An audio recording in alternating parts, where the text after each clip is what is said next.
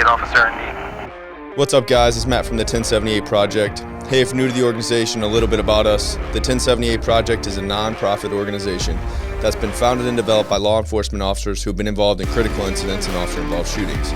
Our goal at the 1078 Project is to provide mental, spiritual, and practical support to law enforcement officers as they navigate the difficult times surrounding an officer-involved shooting. With that being said, let's dive into today's episode, and I'll see you on the other side, boys.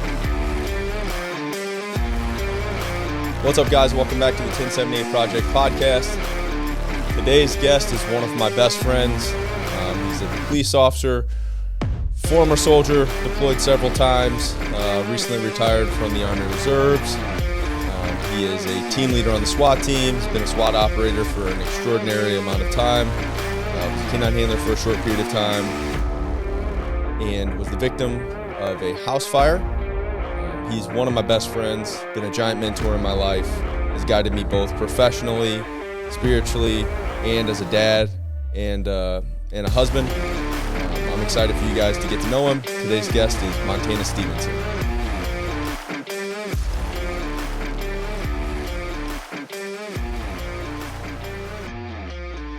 That's such an interesting perspective that your dad said that it's like trying to forget about those things. I've been trying to forget about those things for 50 years. Mm-hmm. And it's like, I've always wondered for a guy like that, or even, it doesn't even have to be even that far removed, even the guys from, Iraq and Afghanistan, or it's like, I was talking to Greg Beninati. I don't know if we talked about this on the podcast or if it was off camera. I can't remember, but it was like, because I feel like sometimes like guys like, he's experienced some things and he's lost some friends, and sometimes it kind of seems like they take that same route. Like, I don't want to talk about this. Like, the best way for me to deal with it is just to bury it and like let it not become part of who I am. Mm-hmm. But I don't know, man. I just feel like the best way to deal with it is to like embrace it. You know what I mean? Like, this is who you are, and this does define a portion of who you are. It's not who you are wholly and fully, but it's definitely a portion of who you are. Yeah. And like to bury it, it's like it does him such an injustice. Like, he sacrificed so much for me and you and everyone else. Absolutely. And like, to me, it's like, man, we should be grateful for that, number one. And number two, he should embrace that part of him. You know what I mean? Like, and it's sad to hear, like he sacrificed so much, and now he's like, for the last 50 years, he's tried to just bury it inside of himself. And, that's just such a, especially that generation, man, we just did such a terrible service to those guys. Mm-hmm. Like the way they were treated after coming back, and like, now I could understand why you try and bury it and why you go get a farm and try and just live a life like that, like solitude. Yeah, like away from everything. And but man, it's sad that he has that interpretation. My brother's named after one of his buddies in Vietnam. It's like every day, inadvertently, he probably thought about it, about all the stuff he saw, and I'm sure I know about 10% of it. Yeah. And I think, knowing my dad, he probably thinks that he hasn't lived up to the aura that is him. And I wish he would just, I know he does, but it's a hard thing for him to take compliments, I think. And that's me too. Like, I don't like compliments in a way, because it just makes you feel weird. Yeah. So I'm sure he'll listen to this and probably like, no, I'm not that cool, but he is. Yeah. Yeah. Like the beginning of Delta Forces. Like, you're at the very beginning. Legit. That's sick. Yeah, if you talk, like hearing Tim Kennedy talk about MacVSOG or Jocko, he's actually had my dad's interpreter. Really? On there. I haven't listened to that one yet, but I found out about that. So that dude, that interpreter, he's seen some stuff, because he never left. Really? People would come and go. Like, every 6 months, it's a tour. Back then, that dude never left. He was there for years and survived. Really? Yeah. So, anywho. That's crazy. It just like breaks my heart that he'd feel like that animosity towards himself for everything that he sacrificed for all of us, and that seems to be a really common reaction. Yeah. You know what I mean? Like, it seems to be a really, really common reaction is like, bury it, don't talk about it. Like, it's almost like a past life. Mm-hmm. You know what I mean? Mm-hmm. And like, I don't know, it just breaks my heart to see guys suffer like that, Yeah. 50 years trying to bury it. And he's such a, oh crap, I didn't shut my watch off.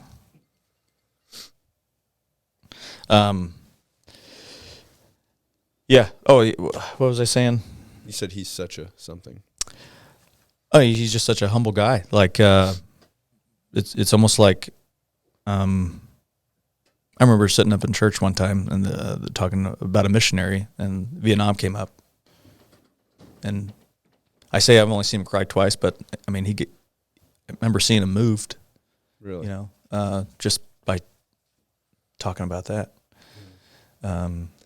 Is that what drew you towards the military? Oh, for sure. Yeah. You say you don't have any regrets or anything like that.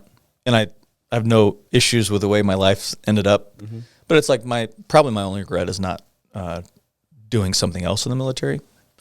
I can go into that side of it real fast. So my freshman year of college. So I went to school up near. I followed my wife to the Quad Cities, and I went to a college up there called Blackhawk College, and I got a vocal music scholarship.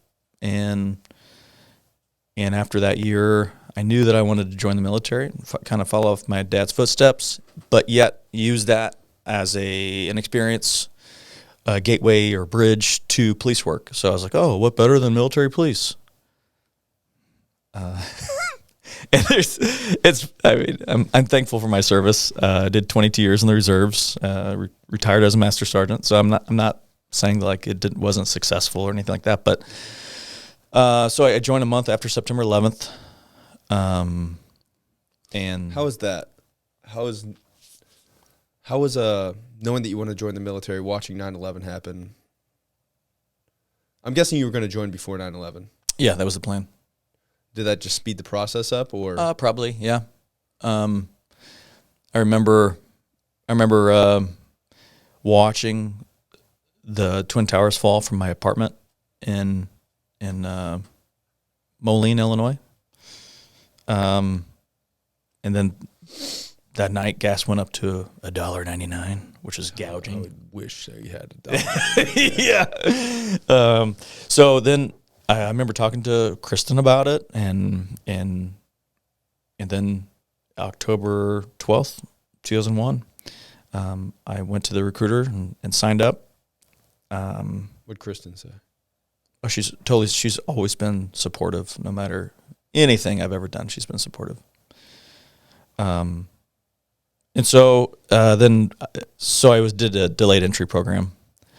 So that happened, and the unit that I signed up into, the reserve unit, got deployed to Guantanamo Bay, Cuba. And they were one of the first units to get deployed after the invasion of Afghanistan.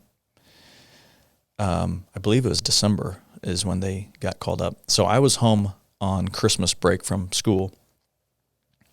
And the thing you got to remember about pre-war Army, reserves especially, like their records and the efficiency was just not there. Like the training aspect and everything like that. It was a pre-war atmosphere. Like we hadn't experienced anything major.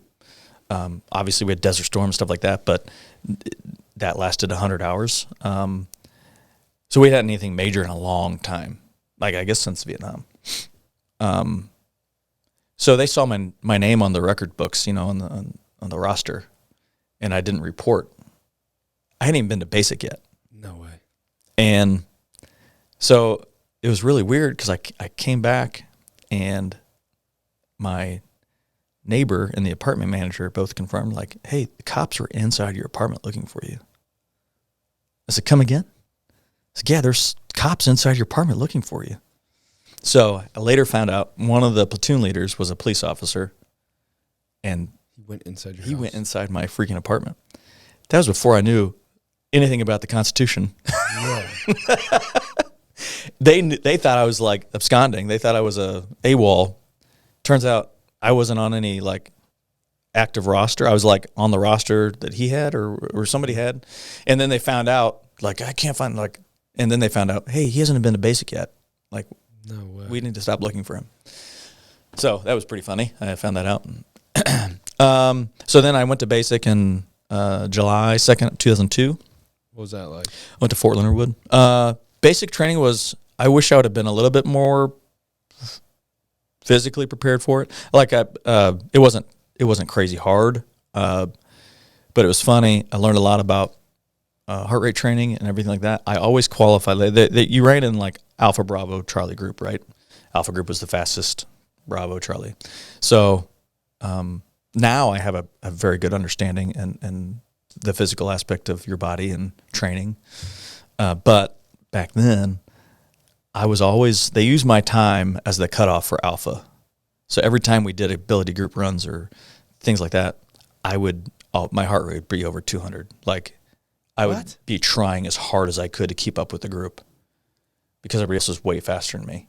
I should have been in the Bravo group.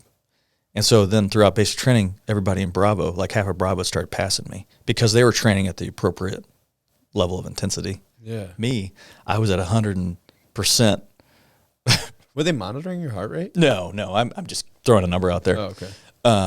But yeah, so that was a side note that nobody cares about. We care. Yeah, okay, yeah. But funny story from basic. As you know, jovial people in basic training is not a good combination, right? I remember one particular time where I got smoked out my mind, me individually. And if anybody listening to this has been in the military, you know that individual smokings, you have to do something stupid for an individual smoking because normally it's like everybody. Yeah. And when I say smoking, they didn't actually make me smoke any type of substance. Yeah. It was like they made me do physical activity for all of you non-military law enforcement folk. So in certain phases, like the amount of regiment and lock and step type things would diminish the further you got into it. Like you had, the colors of the flag, like red, blue, and white phase. Red phase is like You're trying to weed everybody out. They tell you what to do, when to do it, what leg to step with. They tell you everything, how far. So we carried these smart books around with us. Like they're yay thick. They had everything you need to know to be a basic training soldier. And so at this particular time, we'd go up to the chow hall. Every time we stopped and we were stationary for longer than a second, we had to take our smart book out of our cargo pocket, open it up, and read something, right? So close it up, hold it, take one step, pick it back up, read it. Hold it, one step, throughout the whole line. Really? Yeah. Excuse me. So my particular squad, we're the first ones in, and so we're the first ones out like 10 minutes later or whatever. Everything is regimented, like the trays. That's such the mastermind behind that. Yeah. That is so, like, the attention to detail. Oh, for sure. And, like, the constant, There's a like, way you hold your like cups. stay in thought. Like, stay ready all the time. Like, your brain never takes a break. No. And, like, the brilliance behind that is, like, because it's the same thing. Eventually, you're going to be stuck somewhere.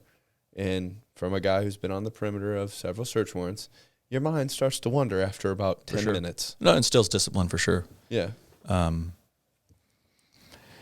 That goes on. You can take that, what you're saying, and write a book about it. Like I was saying, there's a particular way you hold your cups. The particular way you stack your trays. Everything has a detail behind it, and it's like that for a reason. So we get outside and we have to go in formation. It's not just a gaggle. We stand there in formation, take out our smart books and read them. Well, there's a guy next to me who forgot our smart book in the barracks, and nobody caught it yet. Oh, boy. Yeah. You gave him your smart book, you no, dummy. No, yeah. I didn't give him my smart book. Screw that. So we're standing there. I'm reading it, whatever, or trying not to fall asleep or something. And so he's just standing there at the position of attention or parade rest or whatever. And the drill sergeant, he's lollygagging, not doing anything. He's sitting on like the railing, and he's just like looking around. All of a sudden, he hones in on this guy next to me, not having his smart book open. Right?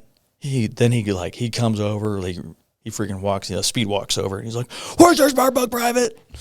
And I'm like, "Oh God, I'm so glad he's not yelling at me." He's like, "Private, take out your hands and act like you're reading your smart book." So he takes out his hands, and he's like reading a smart book. So the drill sergeant goes away. And about 30 seconds later, he's like, "Private, what are you reading out of your smart book?"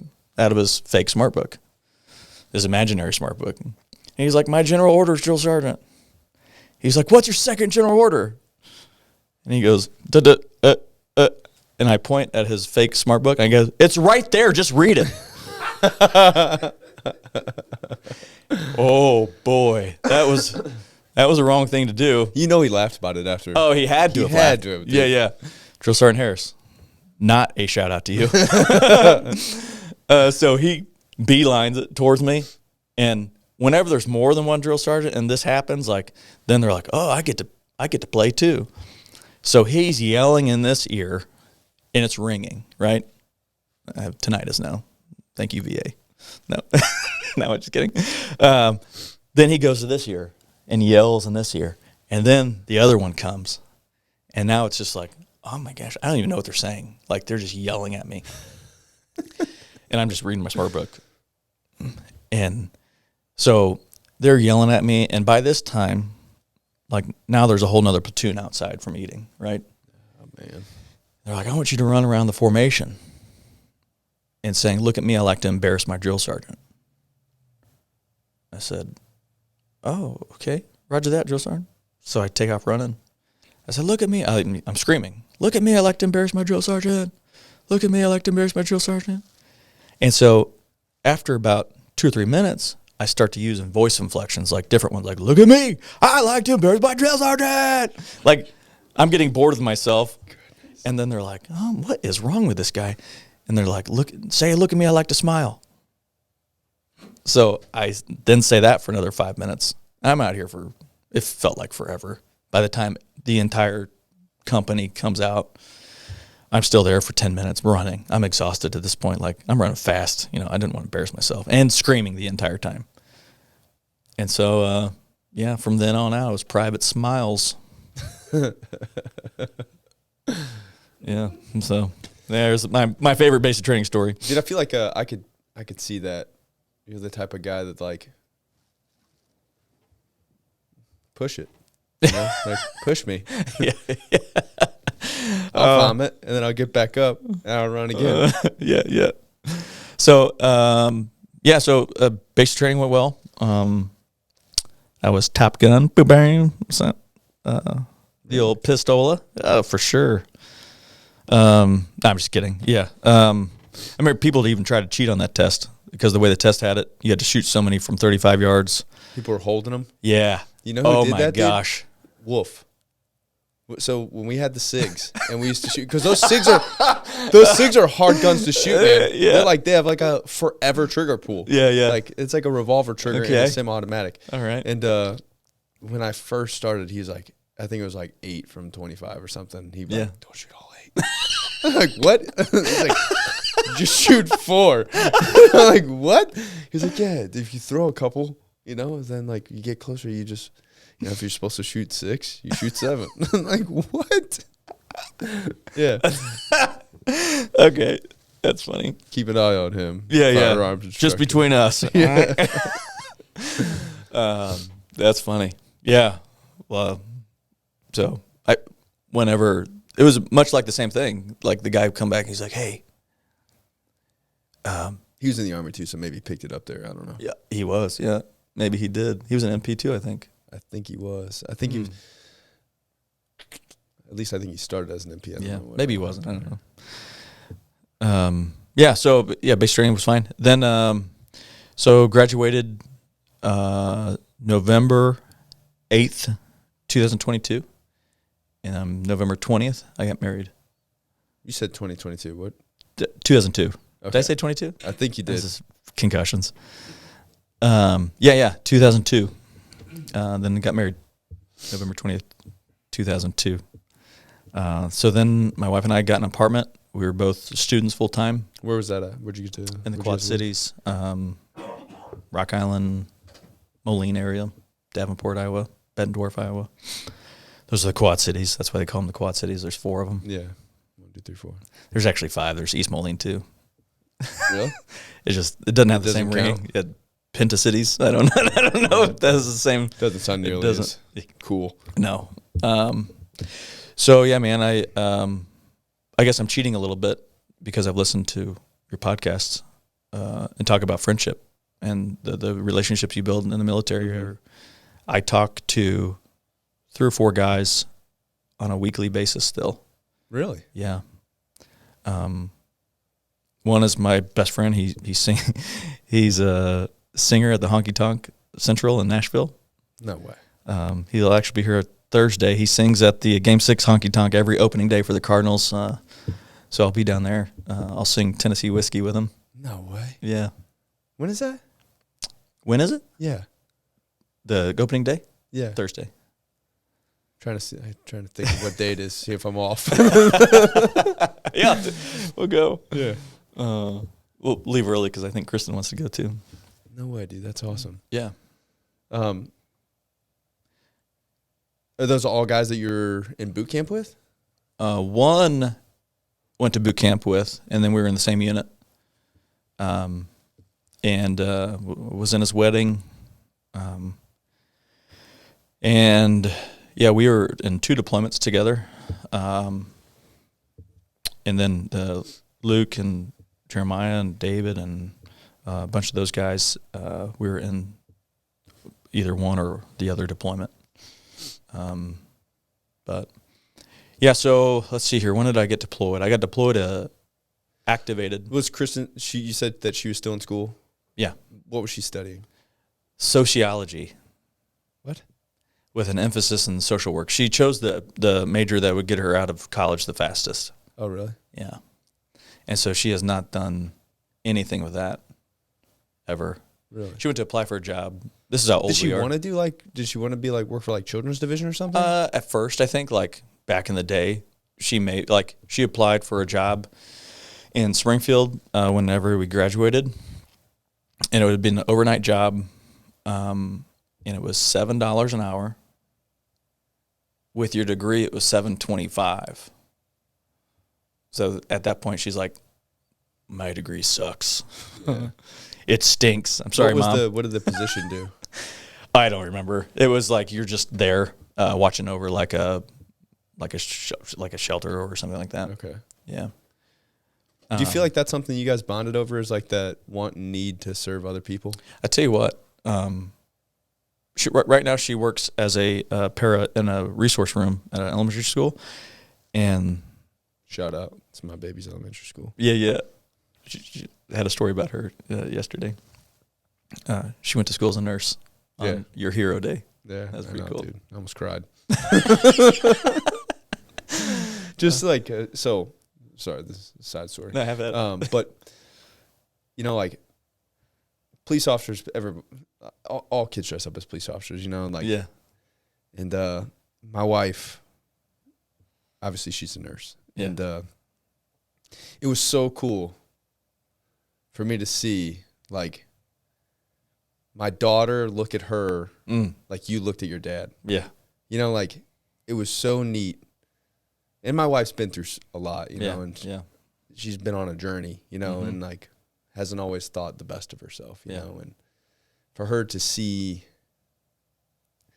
that same thing that you're talking about with your dad, for her to see her daughter look at her like she was her hero. Yeah. You know what I mean? It was it's what you want. It almost melted me. Yeah. You know what I mean? It was sure. Listen, I could be the tough cop guy, but I'm not afraid to be emotional and cry and everything else. It doesn't, I'm pretty confident in who I am. I don't feel like I need to disguise my feelings or emotions to anybody anymore. Yeah. But it was just so neat to see that, like, she felt like, I could see it in my wife's eyes that she felt like so moved to know that her daughter looked at her like, you're my hero. It was beautiful. I know, dude. It was awesome. It was so cool. But I'm glad you shared that. That was awesome. Yeah, I mean, that's the same probably reason why your wife got into nursing is she wants to help people. I know it sounds cliche, but honestly, like, even if you're not a faithful person, it's a very Christly thing to do, is to do our professions. Even teachers, you know, the majority of them get into because they want to help and learn to kids. Yeah. But yeah, Kristen worked for the Center for Autism for 7 years. And so she's always been super, super good with the behaviors and stuff like that. And yeah, so she's always had that need to be in that realm, and she's very good at it.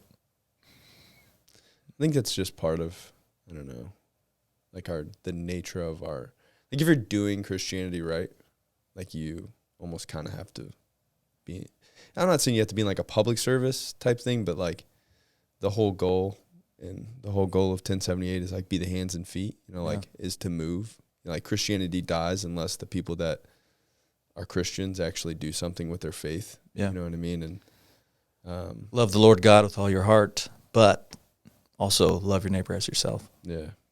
Yeah. Like there's action, you know what I mean? Yeah. And like, for my wife and I, everybody always like, oh, you guys trauma bond. It's like, nah, bro. Like, we don't trauma bond. Like, we're just, both of us feel like what we do for a living is a way to impact the kingdom on a regular basis and stay connected to God. Yeah. I feel like that's probably where you and Christian are as well.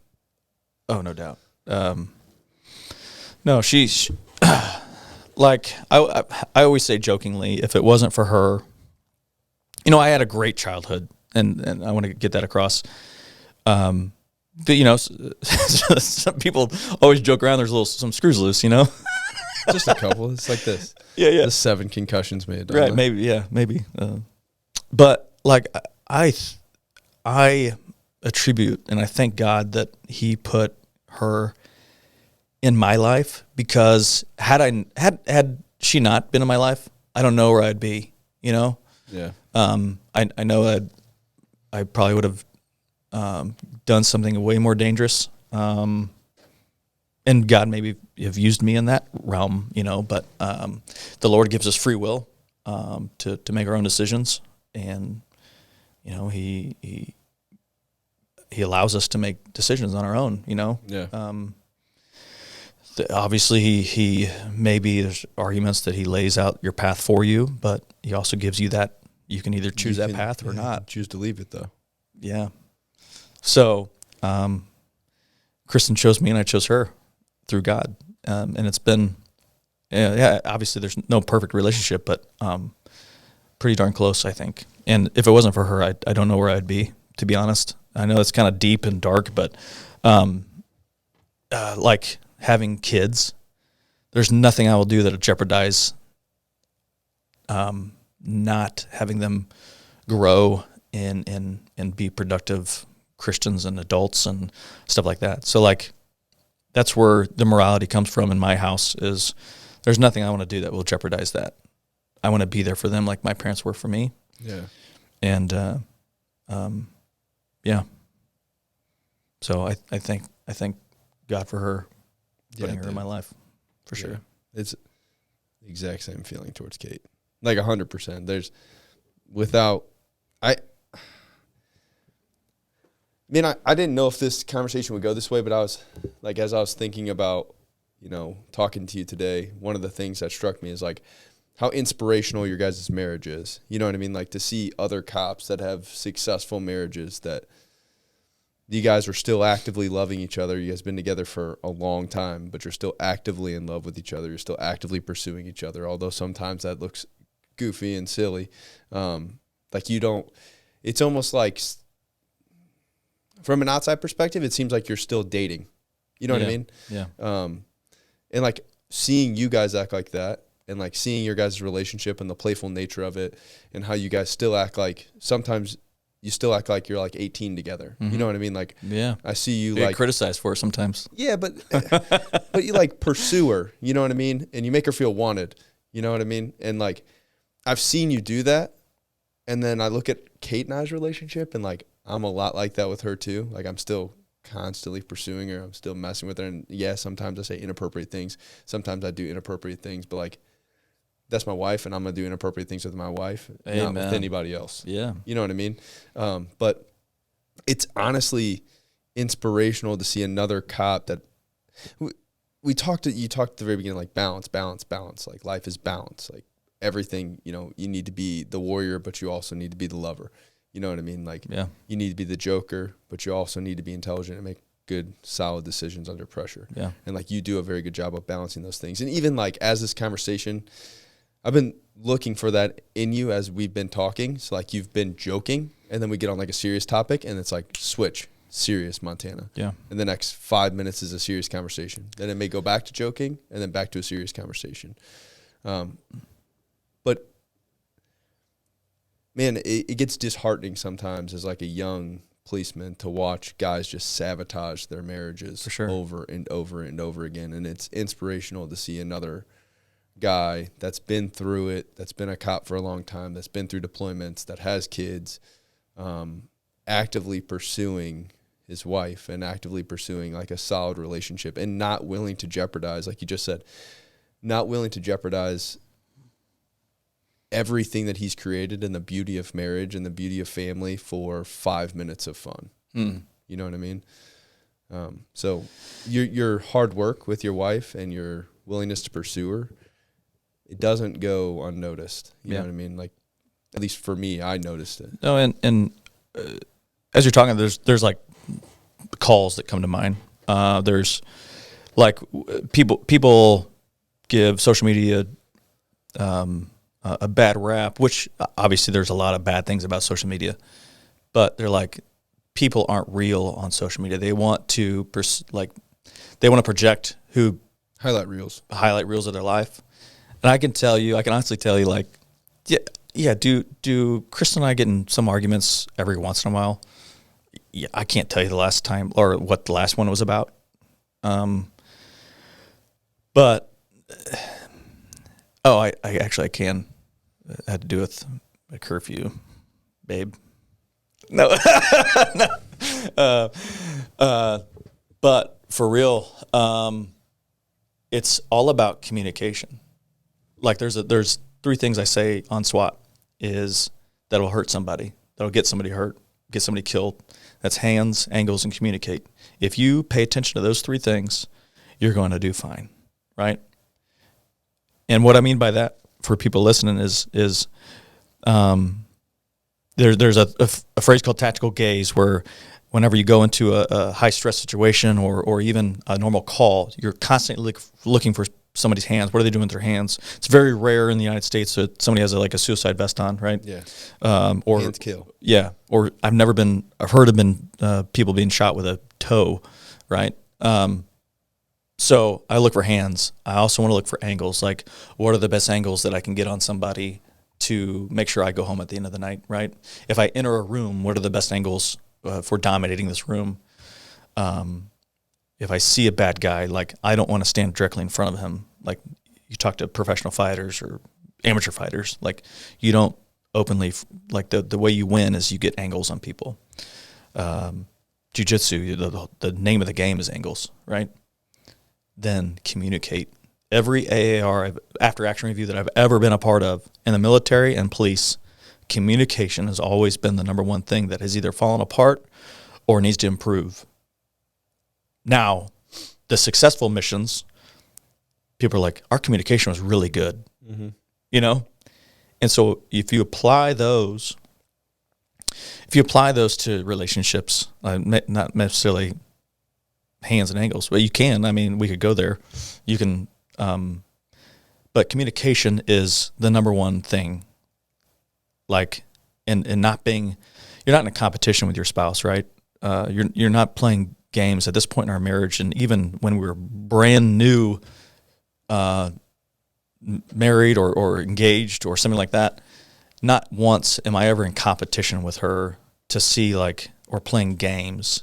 Like, so if I have advice for couples, I've married, I think 4 or 5 couples so far. But slight flex. Yeah. If I had advice, it's like, there's no such thing as over communicating, right? Because if you tell somebody truly how you feel, you got to set boundaries like, hey, listen, this is what I want to talk about, and go through that realm. Like, don't hold stuff back, because if you hold stuff back, like kind of like you alluded to earlier, there's a potential of it exploding, like your cup is full, right? Your bucket's full. Yeah. And once it gets to that point, you're going to say something you regret, or it's going to be under some type of personal duress or something like that. So that's one key that we've always had. Like Kristen's rule. It's annoyed the crap out of me, but it's so awesome. We have never in 21 and a half years, 2024, right? Yeah. Yeah. We have never gone to bed angry, because she won't go to bed angry. Me, I'm a man, right? Like, I follow my dad. I don't think he holds grudges. Like, I don't hold grudges. I enjoy everybody that I can come in contact with, because life's too short to be mad at somebody, I think. Even if, and forgiveness is obviously a huge part of that, right? Yeah. To truly forgive somebody, that's a whole different other topic. But going to bed angry never happened in my house, ever. I have acted like I was asleep, and she's poking me in the back. Hey. Oh. I'm like, what? I said, I'm over it, And she's like, we need to finish this conversation. I'm like, all right, let's do it. And so I attribute her with that aspect of our relationship of that, and all that is communication. And there's always been standards set and everything like that. And even when I've faltered in that communication, that's maybe when we've had arguments, is because I didn't communicate or she didn't communicate. That's the number one thing, right? And I have a story about communication in Iraq. The first deployment in 2004, we were kind of in a battalion-sized element in this FOB, kind of closer to Iran. Anybody in the military listening, it was by Bakuba or Anaconda. That was 2 of the main bases close to us.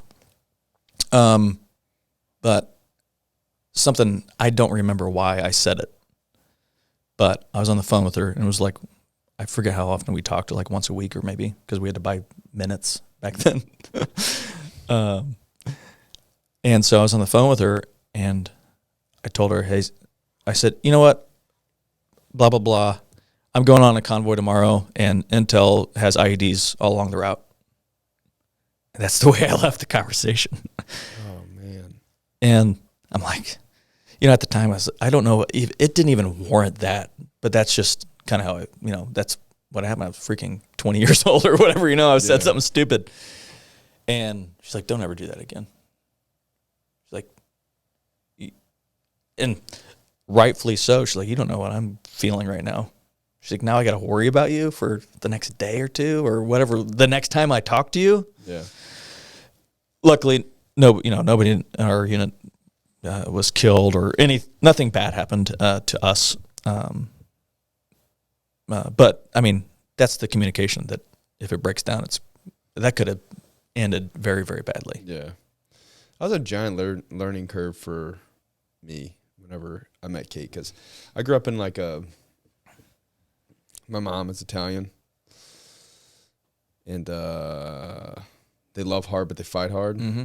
You know what I mean? So it's not really uncommon when I was younger, for us to get into arguments, like my family to get into arguments with each other, and we would say like the most cutthroat things to each other, but then like an hour later it'd be like, hey, sorry about that, like I still love you. Yeah. It's like that was a very common, super, super common. Like I didn't grow up in a household where it was a very Jesus focused household. Mm-hmm. It was, my parents were doing the best I think that they could at that time.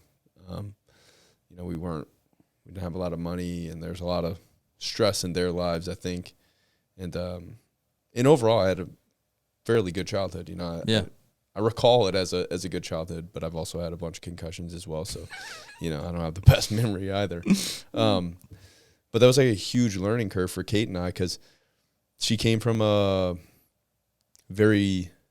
opposite. Mm-hmm. You know what I mean? Like, nobody yelled. They didn't have conversations like that. So, like, when we first started dating, I was like a 21-year-old kid, just got into law enforcement, like, stressed to the max, like, you know, like, trying to, like, not fail at this job. Yeah. I just bought a house. I got all these things going on in my life, and then I'm dating this girl, and every time we get into an argument, I just explode. And I would say, like, the most ignorant, cutthroat things, man. And then, like, an hour later, I'd be like, sorry about that. You know, I still love you. You know, like, I still care about you. And then it eventually got to the point where, like, that happened a couple times, and she's like, listen, you could say sorry, but sorry doesn't mean anything to me because you keep saying these things to me. Yeah. And she literally, it was like the third argument that we ever had. She's like, you either need to address the way that you're acting or I'm done. Like, yeah. And I knew very, very early on in our relationship that something was special there. I don't know. It sounds like so cliche, man, and I hate to say it, but, like, I think I told her that I loved her, like, after 2 weeks of knowing her. Yeah. You know, like, I just knew. Like, we just clicked, man. It was like, she was my person. Like, we understood each other very well, and I really enjoyed being around her. And I was like, all right, well, I'm gonna fix it. And it took me a long time to relearn communication. Right. You know what I mean? It was very hard. And you said not being competition, and, like, every fight that I got into at my house, like with my family, was like, somebody has to win this. Yeah. It's like there's a winner and a loser of this conversation. Yeah. And the loser, you don't want to be the loser, you want to be the winner. So whoever says the most cutthroat, hard thing that makes the other person cry first, that's the winner. Yeah. And I was doing that to my future wife. Holy cow. You know what I mean? Yeah. You know what I mean? I was, like, attacking her as a person. Yeah. And it was, I didn't mean the things I was saying. You know what I mean? Like, I didn't mean them at all. That was your culture in your house. Yeah, I was just saying that because that's what I had known. You know what I mean? And, like, and now it's almost sometimes, like, if I get into an argument with my parents, I'd be like, now it's like, yeah, I'm not talking to you right now. You know what I mean? Right. Like, I'm not going to be on the phone with them. I'm not going to yell at you. You're not going to yell at me. Like, how about you call me back in a little bit and we could actually talk about this? It's like I've relearned that communication. And since then, like, I've really focused on, like, being accountable for the words that come out of my mouth. Like, we live and die by the tongue, right? Our fights never get to that level. Yeah. You know what I mean? They never get, like, arguments never get to that level where, like, I'm saying things that I don't mean just to hurt someone's feelings, you know? And, man, it's been a game changer. You know, it's not being in competition. Kate's dad said when we first got married, he said, if you decide that you're going to serve your spouse, you'll have a successful relationship. For sure. Like, if you can stay in that servitude to your spouse and decide to put them first rather than yourself, you'll have a successful marriage. And as you're talking, I'm thinking about one word, and I'm not trying to sound smart here, but because I just heard it on a podcast a couple days ago, is St. Augustine was asked, like, describe Christianity in 3 words. And I may be jacking this up, but the gist of it is, he said, humility, humility, humility. That's what it is to be a Christian, right? And if you apply that to your relationships, not only your spouse, but just in general, if it comes from an angle, see what I did there? An angle of humility, then you cannot go wrong. Mm-hmm. And that's not saying that you can't have disagreements. You can't have disagreements, or you can't have confidence and humility at the same time. Those things are synonymous. Like, you can have confidence and humility, but there's a way. This is something I always tell my kids. It's not what you say, it's how you say it, right? Mm-hmm. Like, I'm sorry is different. Nailed it. I'm sorry. Yeah. Like, those are 2 different. Totally. Yeah. Yeah. Nailed it. Yeah, so there you go. Oh, I know what I was going to talk about. We're talking about like a particular call that came to mind as you were talking earlier about balance, and I mean humility has a little bit to do with it. Is a lot of time you're hard-nosed police officers that are just extremely type A. People say sharks because they're the apex. I don't say sharks. I say orcas because those are the true apex predators in the sea. You know what I mean? Oh, yeah. Those eat great whales. Maybe those two, dude. Great whites. Great whales, too. Yeah. For breakfast, you know. Is turning it off and turning it on. If you don't have humility in that, then you can't go from one extreme to the next. Like, you can't kick in a door and then be like, I need to be there for somebody. Yeah. Right. That's I think humility is a great attribute as a police officer too. I think it's necessary. That's like you watch these videos of cops get like caught in that like cycle, like sometimes like the constitutionalist people, you know, like they back cops into corners. Oh yeah. And the cop is obviously wrong. It's ego. But he can't say he's wrong and just say, hey man, you got me. So he just keeps doubling down and looking more and more and more dumb over and over. And the guys just got him in a corner, just poking him. Yeah. And eventually they freak out and they take the dude to jail or something. You know what I mean? Like they eventually lose it. Like, and they can't. It's okay to not like. You're right, bro. You win. Yes. See ya. Like that's it. Like, bye. I can't tell you like how many times where it's almost like using reverse psychology on somebody. Yeah. It's so I forget. It was my wife actually was doing a ride along with me back in the day. Like, dude, Kate would have a stroke if she rode in my car. She'd fall out. Yeah. So we ended up arresting this dude who was acting a fool. I think it was on St. Patty's Day, like 10 years ago or something. Yeah, and he was acting a fool, just drunk off his butt. Yeah, I think we picked him up in the QT parking lot. And all I was doing was transporting him for somebody. We had to take him to get a fit for confinement. So he's spitting everywhere in the back seat, and he's like, I made love to your mother, but he said it in a different way, right? One of those bad words. He said the F word. And my wife's right here, you know, and I was like, that's weird. So did I. And the dude's like, he wanted to get a rise out of me, you know? Yeah. It's like, sorry, bro. You got, I don't care what you say. Like, say what you want. Hey, just so you know, I'm the guy that ran around the whole platoon saying, I like to embarrass my drill sergeant. Yeah. I like to embarrass my mother. Yeah. You're right, though, dude. Humility is like, it's hard to humble yourself. You know, it's like sometimes we talk about this all the time because my ego is like my worst enemy. You know what I mean? It's like, and to be 100% transparent, like 1078 is the first thing I've probably ever done in my entire life that doesn't have an ego behind it.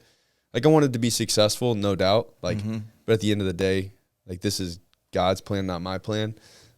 So what happens with it is what happens with it. And I've been able to, for the first time, be able to disassociate like my own personal goals to like what 1078 is meant to do. But that's not normal to me. You know what I mean? Like, you know what though? Like, and the byproduct of being humble is like, for instance, I'll use you as a personal example. Anybody that I've talked to about this in your podcast specifically was like, that is so well done. You know, Matt's doing a pretty awesome thing. Like he's doing a great job. And here's like, I was like, what would I do in Matt's shoes? And I think for me, it would be like the kind of, I don't want to say like the business I'm starting, but it's like I'm afraid of failure, right? Me too. Yeah, sure. But the thing is, the byproduct of you being humble in this is success, right? Everybody that I've talked to is like, this is awesome. I'm so glad he's doing this. It's 2024 and this hasn't been done yet. This is crazy. It's bizarre to me too, dude. I can't believe it. It's insane. So I mean, kudos to you, because it's probably your confidence, and not in a bad way, a confidence in a good way, that's caused you to do this for other people. And because you're coming at it from a position of humility, and I've seen it firsthand. I think I was with you on your first one. Yeah. And it's like, you said something very nice at the very beginning about me, but to reciprocate that to you is like, I've never been more proud as seeing you growing up with you throughout your career, like being in your first roll call, I think. I've never been more proud of another police officer than seeing you help others the way you have. Thanks, man. It's been awesome to watch, beautiful, and humbling to be a part of. I appreciate it. And I'm not like this. None of this is possible without God. You know me. I'm not smart. Like the fact that that it's 2024 and nobody else is doing this, and that I'm the guy that's doing it. That's all good God, stuff, man. You know what I mean? For sure. It has to be. You know what I mean? I'm not the sharpest crayon in the box. I'm a super passionate crayon. You know what I mean? But I'm not the smartest guy in the world, So God has definitely given me a lot of wisdom and guidance, and surrounded me by a lot of very, very smart people that are willing to push this thing in the right direction. And he's gifted me with Kate, who is willing to step forward and tell me when I'm being a tool bag and when I need to cool my jets. You know what I mean? And, it's probably in a calm way. Yeah, dude. Yeah. Yeah. A way that I can actually understand and process and not get angry.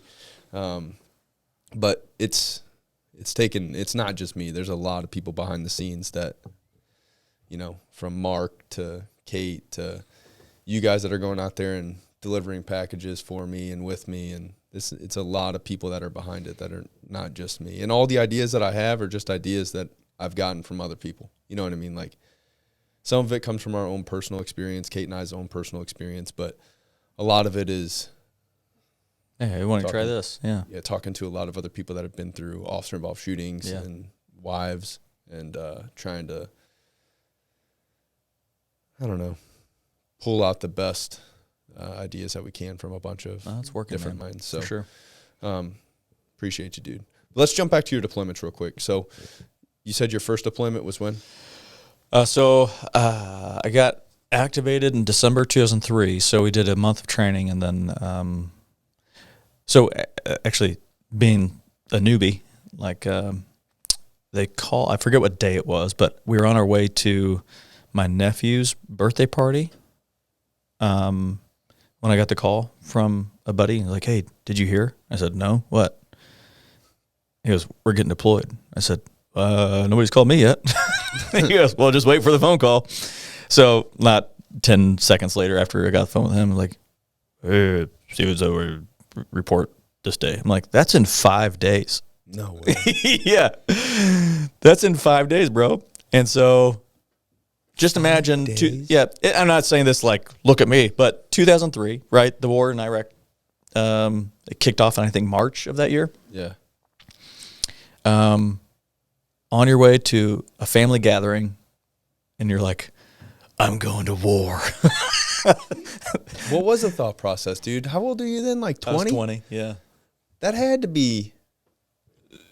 throw you for a loop. It did. I remember my brother, like, we talked that night, like, if it's my time, I remember the exact conversation, actually. I don't know why, but we talked about death.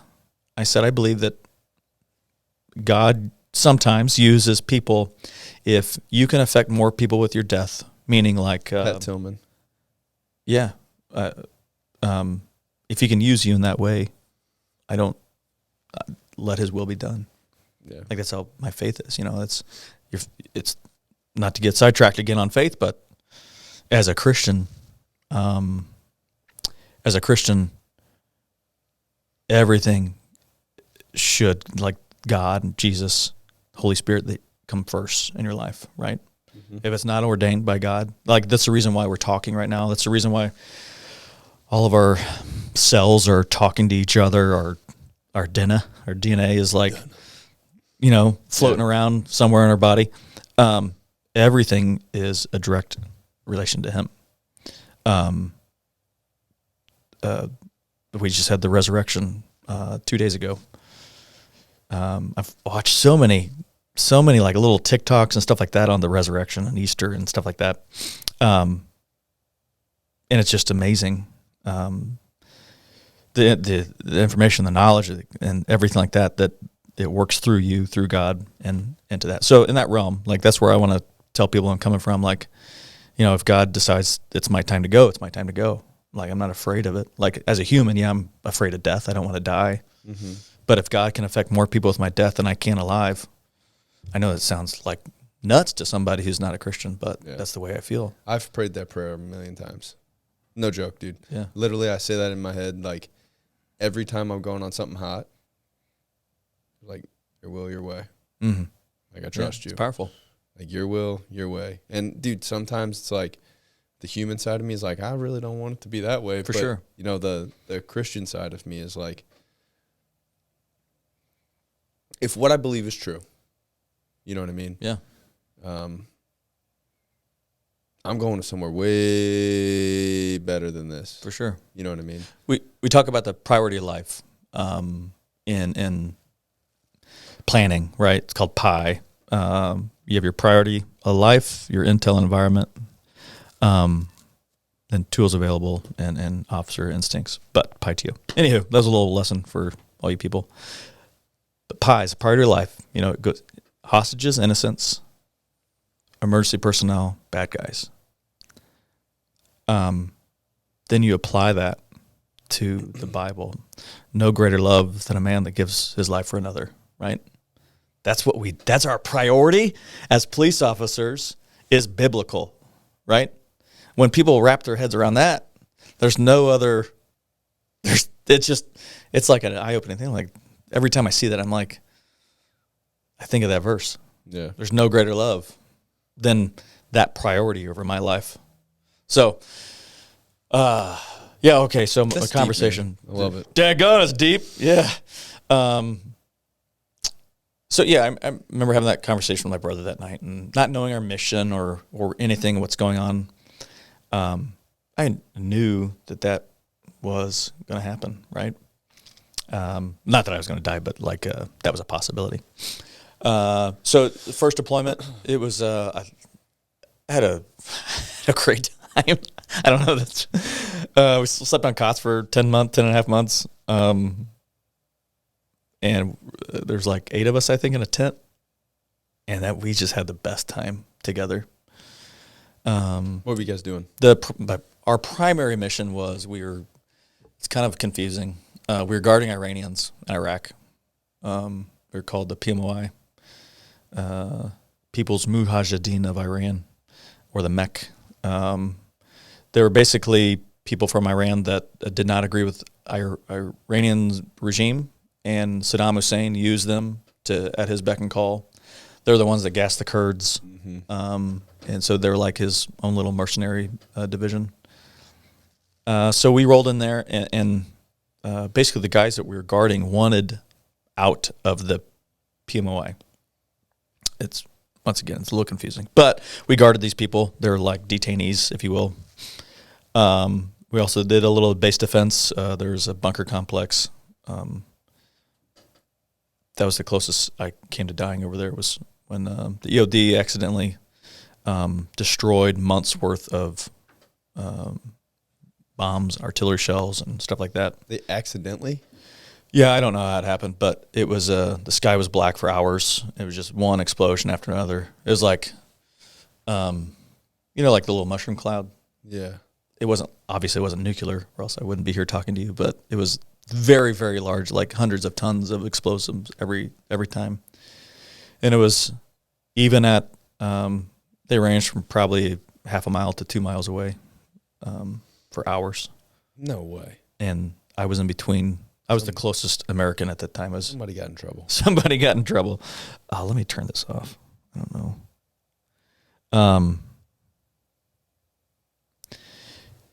So It wasn't. It wasn't like I was actually laughing until I was told to get out of the tower, because you could hear the munitions, like you could see it land, like on the other side of me, and it was one of those things where like, well, I guess God, if you want me to go, I hope not, because this is a dumb way to die. Yeah. But yeah, it was a oopsie by somebody. But yeah, we did convoys. Nothing like, I don't have any cool stories like Joe or Beninati. They had some pretty crazy stories. Yeah.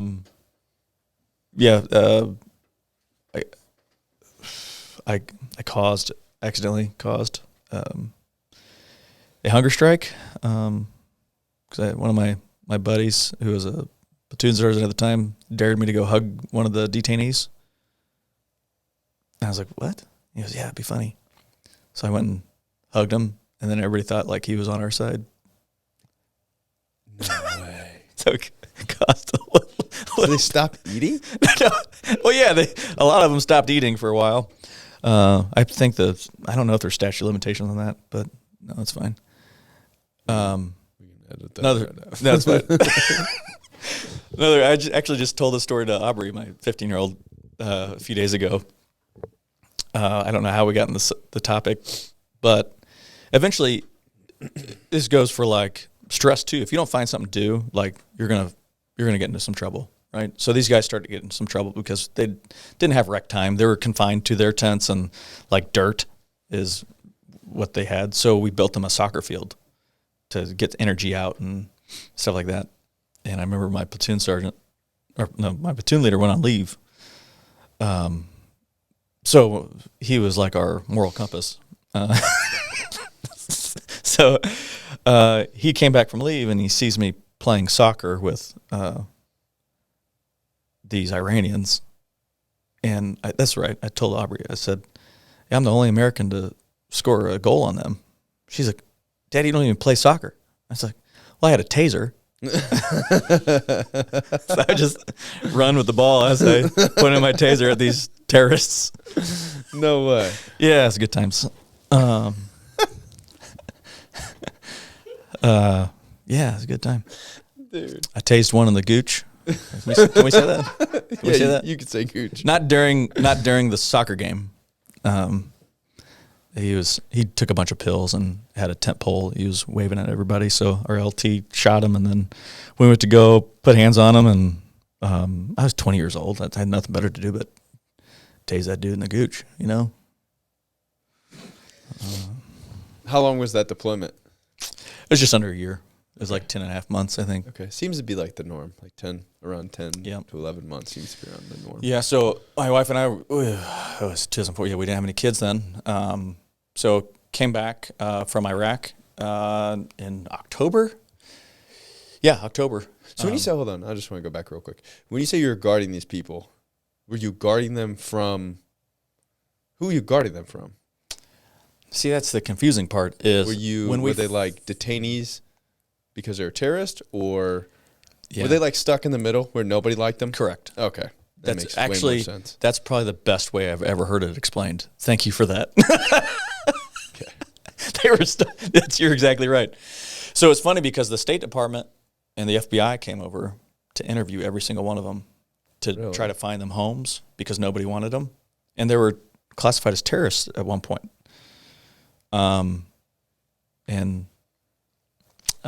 Yeah. Do you have any idea where they ever got sent? Yeah. One of them ended up being like a telemarketer and didn't accidentally, but got a hold of one of the soldiers over there. Huh? Like back in the States. No. Yeah. So they came back to the United States? A couple of them did. Yeah. So it's kind of awkward. Were they like, I'm guessing, cooperative? Yeah. So those were like your trustee, like the guy who would interpret for us.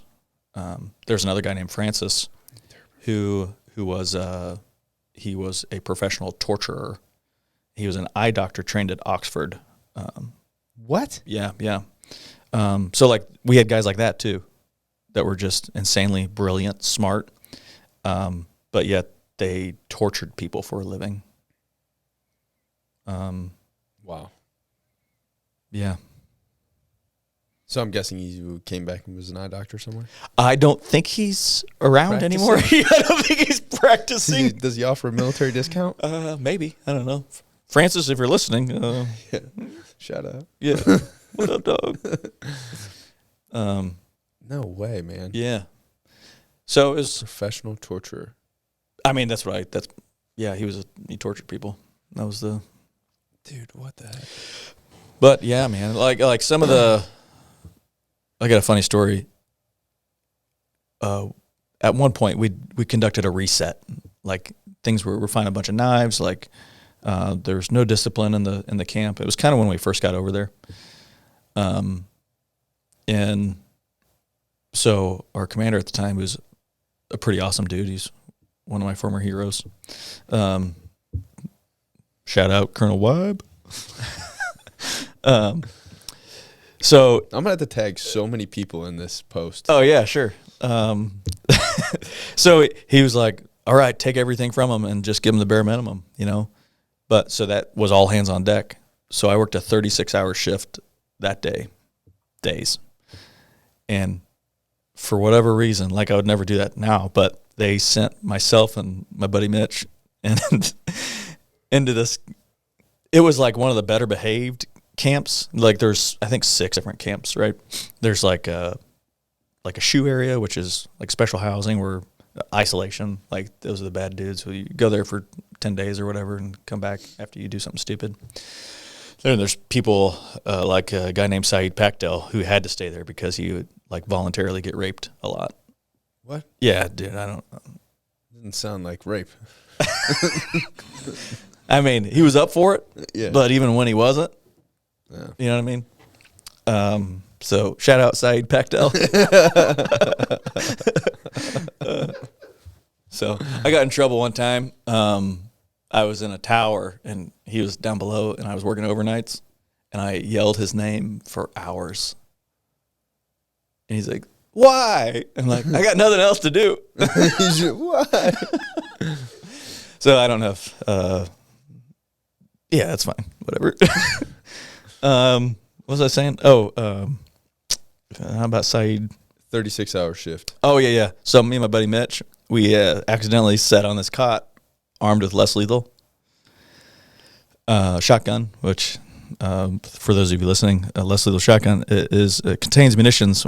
This particular munition was a fin-stabilized rubber projectile. That hurt. Yeah, that would hurt. So being 30 hours into it, it's nighttime. We sat back to back just like Forrest Gump and his buddy. You guys fell asleep? We fell asleep. No way.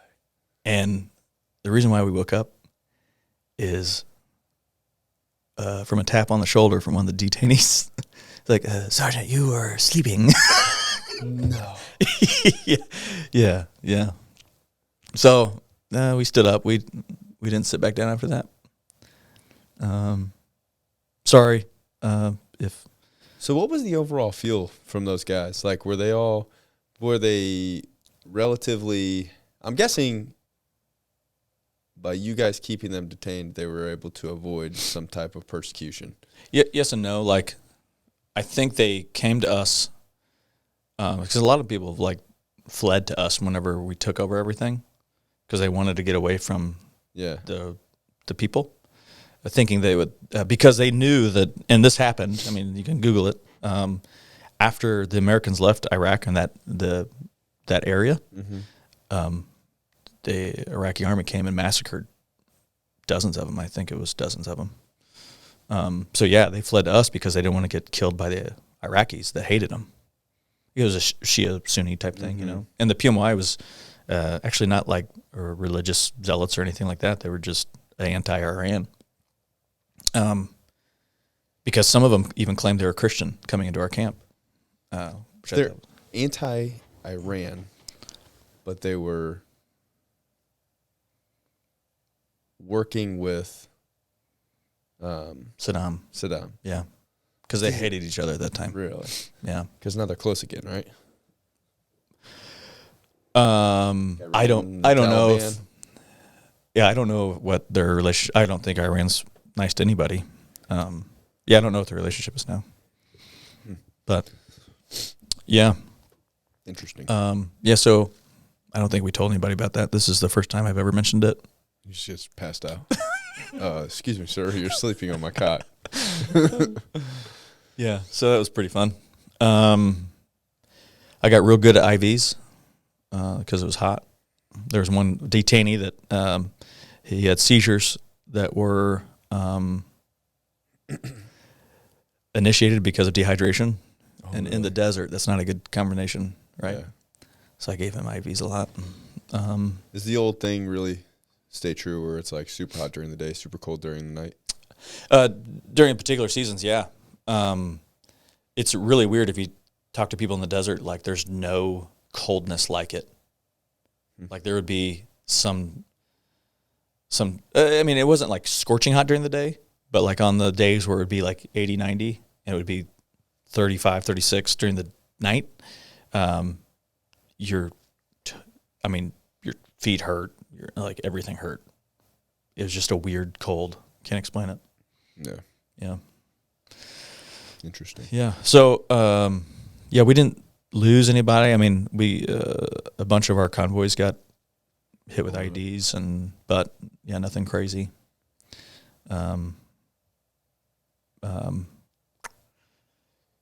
So I got back in October. Went to the police academy in April of the next year, the Eastern Missouri Police Academy. Then graduated from that, and then I actually applied to two different places. What was it like going from the military to the police academy? Did they send you through protocol and everything? Yeah, I don't remember protocol because I don't think it really fazed me. I always wondered that perspective because I was like a young 20-year-old. I was 20 years old when I was in the academy. Yeah. Like I had like very limited life experience. And like even then I wrestled and like they're like, we're going to run you. I was like, I'll run until I die. Oh, you'd be fine. Yeah. That's what I tell Gunnar, my son. Like he does football and he did a little wrestling in middle school, but like when they have hard workouts, and he's talking about going into the military. I said, if you go in, I want you to try to be the best. You know, I want you to try to be a ranger or special forces or something. I don't want you to just go in. No offense to anybody who's joining and just wants to join, but I said, if you do it, I want you to not have any regrets like your old man. I'm living my dreams through him vicariously. Yeah. I think that's what a parent should do. Just kidding. But, you know, I feel that for him, and I said, dude, if you can make it through the hard workouts, you're going to be fine. It's all a mental game. That's all it is. Yeah, man, that wrestling room, bro. Stupid. The stuff that we did. Yeah.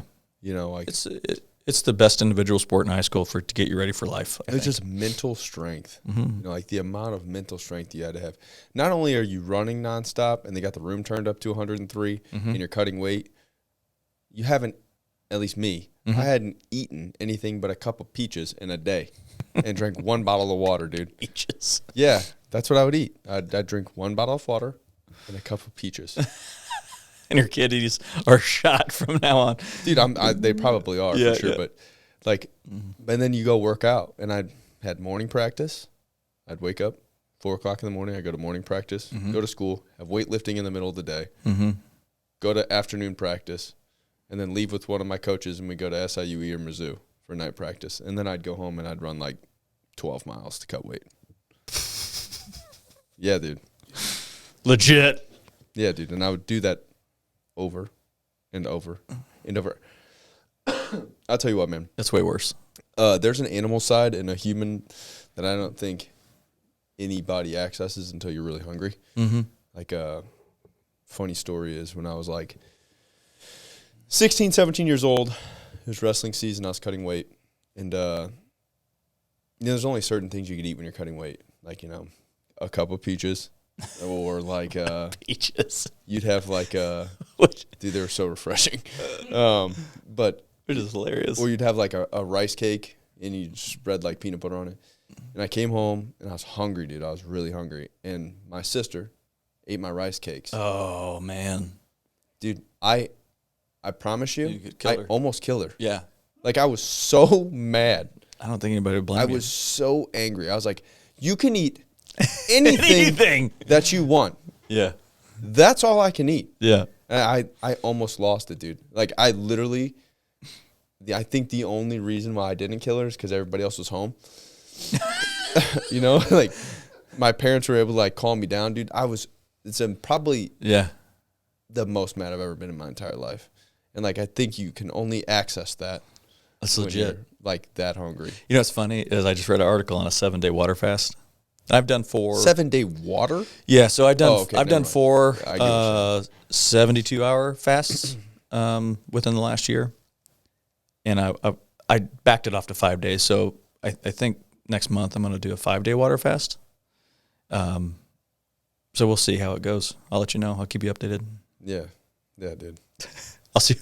I promise I won't kill anybody. I don't think it would be as bad if it was like a voluntary thing and I wasn't burning like 4,000 calories a day. Oh, for sure. Eating 600. But you're not just not eating. Yeah. You're also expending a lot of calories. Yeah. I remember one time I was in woodshop class in high school and I thought I was going to die because I hadn't drank any water. And every time I took a drink, every time I swallowed my spit, it burnt my throat. And I was like, I think something seriously wrong healthy. here. I don't know. They have laws on that now? I think I might die. Weight? Yeah, but they all cheated it, dude. So, like, they would do, like, a body fat index, right? So you would go to, like, a coach of a different team, and our coach would do their guys. They would do our guys. Oh, but they would just talk to each other. They would just gauge it and be like, 7. I'm, like, looking down. I'm like, that does not say 7, dude. No. You know, so they would just, finagle the system. But as far as mental strength, it's like I don't think that there's any other high school or collegiate sport that could ever give you that type of mental strength. But I agree with you. I don't know if I'd ever let my kids. I don't know if I would let my kids at least wrestle the way that I did, where I was cutting, a large amount of weight, dehydrating myself. At what point is it counterintuitive? I ended up getting stress fractures in my back my junior year because I was so like malnourished. But it is what it is. But I forget what we were talking about now that I went on that rant about wrestling. You were leaving your deployment. Yeah, police academy. Oh yeah. And just realizing like protocol. It's not a big deal. Yeah. You just got to make like it's 4 hours the rest of your life. Like you can do anything for 4 hours. Yeah. And they don't even really unless you're truly hurt. They don't really do anything that. They just make you run. No, I think I've done it. I haven't done it in a couple of years. I joke around. I got a buddy who's a police officer now, and wasn't like he's not a PT stud by any means, but he tries hard at everything he does. He was in formation, and we're working these kids pretty hard, and he's about to throw up. And we're like, don't you throw up in my formation, something stupid like that. Like, please do. Yeah. I want to see this. And so he does not break attention. And he throws up. He throws up at the position of attention all over the chick in front of him. No. Yeah. And we're like, what are you doing? Like, we weren't serious. Go freaking throw up in the bushes, Like, that was awesome. Good for you. You're disciplined at least. Checkmate, I guess. Dude, that's awesome. Yeah, that was legit. That was one of my favorite protocol day stories. I think that in the like I didn't have any problem with protocol at all. I literally, you can't break me like that. Yeah. You know what I mean? No. I will run with everything until I pass out. Yeah. Like that doesn't. Or until somebody trips you going downhill starting the mile in elementary school and you get a concussion. Yeah. But the OC? Yeah. I read sign language. Yeah, that sucked, dude.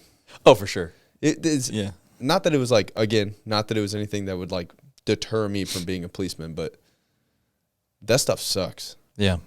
No, it does suck. I've probably been exposed to CS gas, I don't know, dozens of times. I've heard so many stories about you exposed to CS gas. Yeah, I don't like to have clothes on when I do it. No, but OC is so much worse. Oh my goodness, dude, it's so stupid. Bad. We're exposed to pepper ball stuff today, and it's like, you're like, OC is so much worse. Oh, dude, CS, when you walk away, it goes away. Goes away almost immediately. Yeah, so if you just like deal with it, like you can again get into your own head and just be like, it's all gonna stop in a second. Yep. Then you're fine. But man, it doesn't stop. No. It just keeps going. It doesn't, there's no matter what fake the milk thing, ailment prevention thing doesn't work. No, nothing works. Matt Wagner said, I don't know if you listened to his. I did. He said that they have magic drops God that bless numb him. your eyeballs. Yeah. Yeah. That work. But other than that, We man, can get a hold of those. yeah, I need some of those. Yeah, That'd be great. neat. I'd probably put OC back on my belt if I had some of those drops. Right. Every time I've ever seen it used in real life, It's a disaster. It is a disaster. It hurts everyone. I remember field training. I got it out, and my field trainer's like, "Put that away." I'm like, "Why?" He's like, "Don't use that in front of me." Well, because it just exposes everyone. Yeah. And if it's gonna get on you. There's gonna be some residual for sure. Yeah, it sucks. But I it's hate all that good. stuff. But that's the only things from the academy that really stand out to me were watching everybody else almost fail protocol, which I thought was a joke. Mm-hmm. Like I thought it was a joke that they were quitting. Like we had guys who were like, I need to go to the hospital. And I was like, as a 20-year-old kid, I'm like, dude, are you serious? Like you're about to throw away the rest of your life because you have to run? For sure. I always ask people like that are struggling bad. It's like, what have you done prior to this to prepare yourself for this day that you know was coming? You knew it was coming. I always thought to myself, like, hey, man, if guys can go through like Hell Week and people can make it through Buds For 4 hours, why can't I do if this? I can't do this for like you see the pictures of the guys that go through Buds and their heads are bald from the boats sitting on top of their heads. Yeah. Like if that guy's mentally capable of doing this, Mm-hmm. how are you not capable of just, it's like a couple hours, dude. No idea. You know, like it's going to be okay. We're not going to die here. Yeah. I personally think they should make it way harder. Like I think it should be really hard. The problem is Well, the you candidates, found, what state was that I just read? They like basically just took away their physical standards or made it so easy that did you see that article that I think it was Detroit? This is not made up. Yeah. This is 100% serious. I watched a recruiting video that said that they got rid of all their physical standards, and then the second part of the video was like, if you have municipal warrants. I'm not joking, dude. I didn't see that. 100%. Oh my It's gosh. like if you have, I'm gonna find it and I'm gonna freaking put in the show notes for this thing. Yeah. But it said like if you have municipal warrants, we'll help you take care of your municipal warrants. And I thought to myself, how is that guy doing the same job as me? No idea. And you wonder why there's any corruption or anything like that. Yeah. It's like, oh my goodness, man, what are we doing? No offense here? if you have municipal warrants. Offense if you have municipal warrants, dude. Like, you can't do this You job. can't do it. You know, like You can't do it. you shouldn't be able, like, and not that anybody that's ever had a warrant is a bad person, but you can't have warrants It's a and slippery also slope. be the police. It's a slippery slope. You know, like that's not like, what are we doing? Because there's a standard, and I think And that's what we're getting away from. It's the highest crime areas, like Detroit, behind St. Louis, is probably number 2. They're always top 3. So you take this person who's already not the most quality candidate, Yeah. and you put him, and some people will rise to the occasion, for sure, and kudos to those people. But other people won't, and you're going to throw them into the most violent areas, paid the least amount of money, and expect them to do the same job. It's like, you're asking for tragedy. Like you're asking for this to go horribly. You would think their civil liability alone would cause them that like somebody with logic and who's reasonable would be like, guys, this is not a good idea. Well, how do you testify? Yeah. Yeah, what's the warrants for? Yeah, how do you even testify? Stealing? Like, yeah, or like write a ticket. You know, like how do you write a ticket? Yeah. Hypocrite. Don't get me started on hypocrites. Dude, it was the most, it was like, I couldn't believe it, man. When I seen it, I was like, how have we come to this? And I know how, obviously. You pay people less money. You make them out to be the bad guy in every situation. Mm-hmm. You treat them terribly. Mm-hmm. You ruin their lives when they have to use deadly force. Yeah. Whether their intentions were good or not. And yeah, that's how you end up with that candidate. Yeah. But it still doesn't, I don't know. Maybe I grew up in an era where like, the cops were expected to be something more than just a normal person, but right. you know, it just seems crazy. No, I think that's logical. I think that's what we're missing in society is it's almost like the thing where if somebody whispers a lie to you for so long that you know it's a lie, eventually you're going to be like, oh, I can see that. You know what, that actually sounds legitimate, right? It's what society is doing to us right now. There's all these extremes that's happening, and then we've heard about it for years now, and now it's like not so bad because we're used to it or numb to it. Yeah, and that's what's happening to the moral fabric. Our true north as a country, in my opinion, is deteriorating. Yeah, for sure. I don't know. It doesn't make any sense to me, man. It really doesn't. I don't know at what point we decided this was the correct path, but you know what I mean? It doesn't make any sense. I truly think there's still a silent majority. Sometimes I'm like, I just don't understand it. It like makes no sense. Which way is right? To me. Which way is for sure. Let's go back to so you come back from your first deployment. You go to the police academy. Police academy. How'd you do in the police academy? Did good. I don't think anything stood out. That was nothing crazy. I don't have any crazy memories. There was drama. Like I remember some drama that happened. But nothing worth bringing up. Yeah, so I applied to Jennings and O'Fallon. Buddy, you lucked out. So if people who are not familiar with this area listening, those are complete polar opposites. Yeah. Jennings is high crime. It's also extraordinarily small. Very, very small. It's probably got quadruple the amount of crime than O'Fallon does, and O'Fallon is 20 times bigger. Yeah. But yeah, so I came to O'Fallon, and part of me was like, I want to be like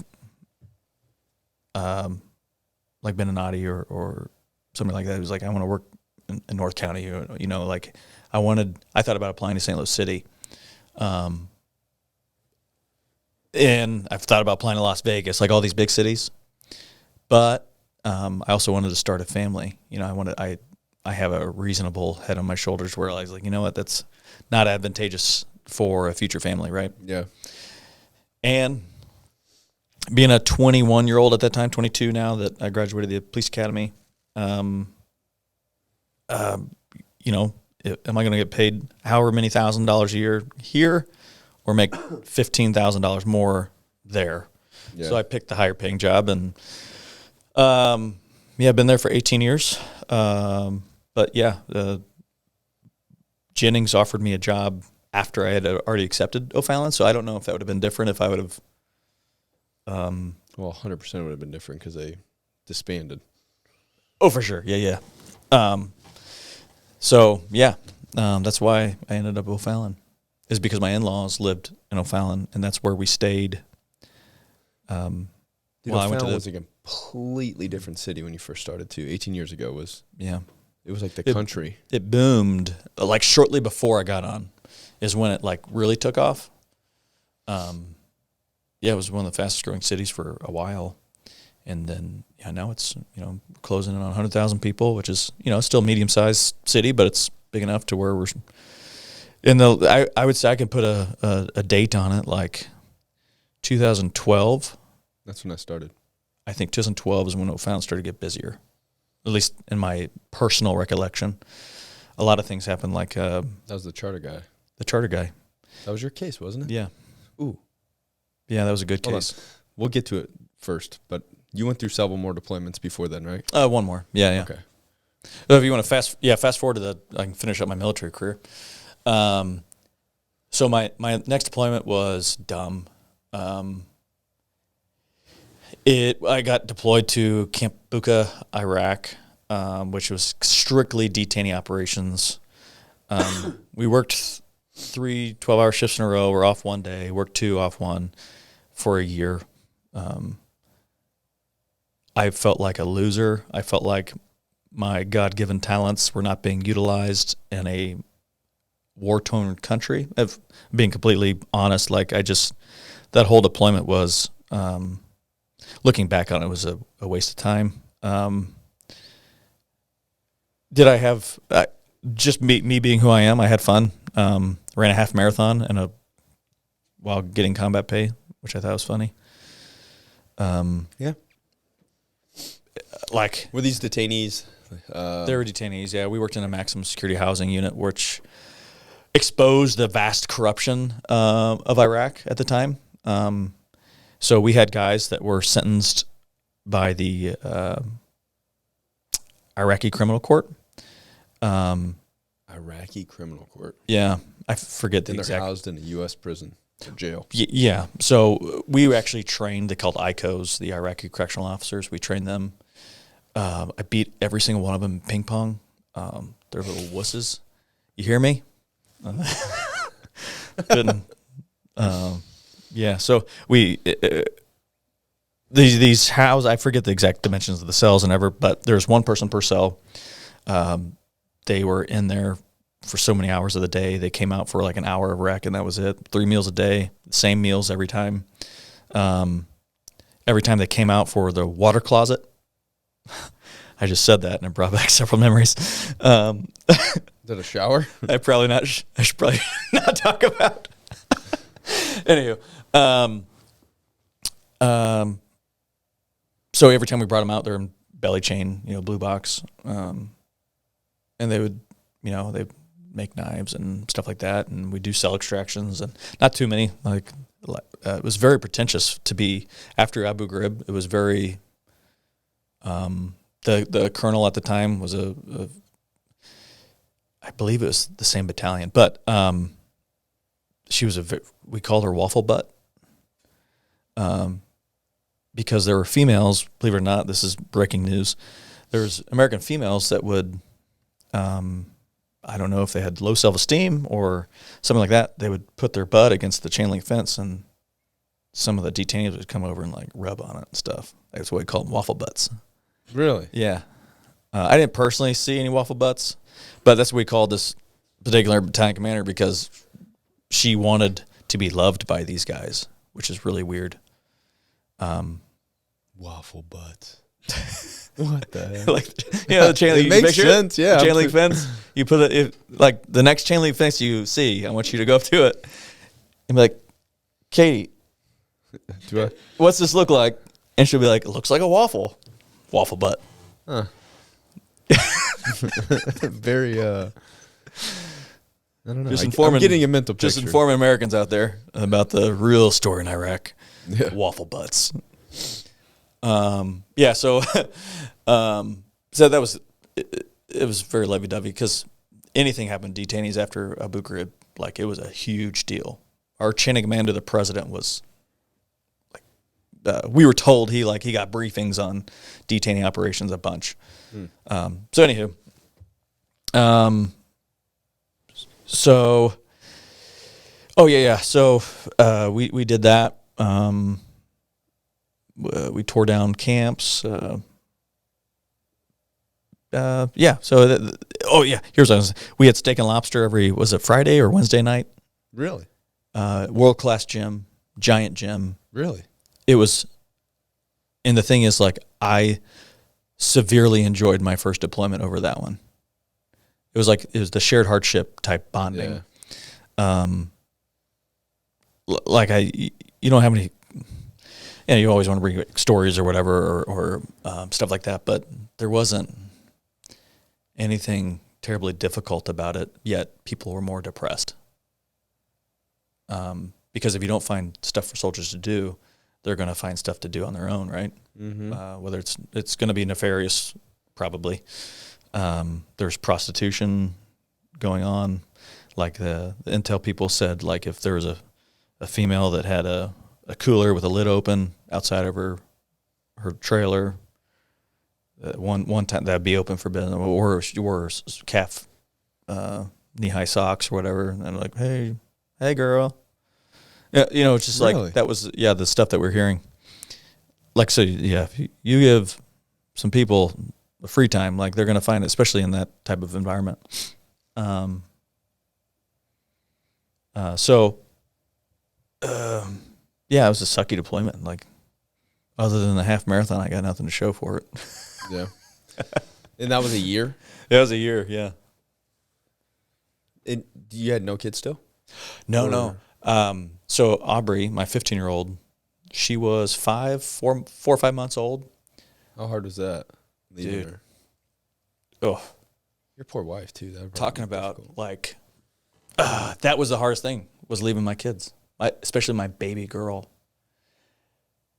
I remember we had a dedication for her at my mom and dad's house. Invited a bunch of close family and friends. And I sang a song to her. I couldn't even get through the song because I started crying.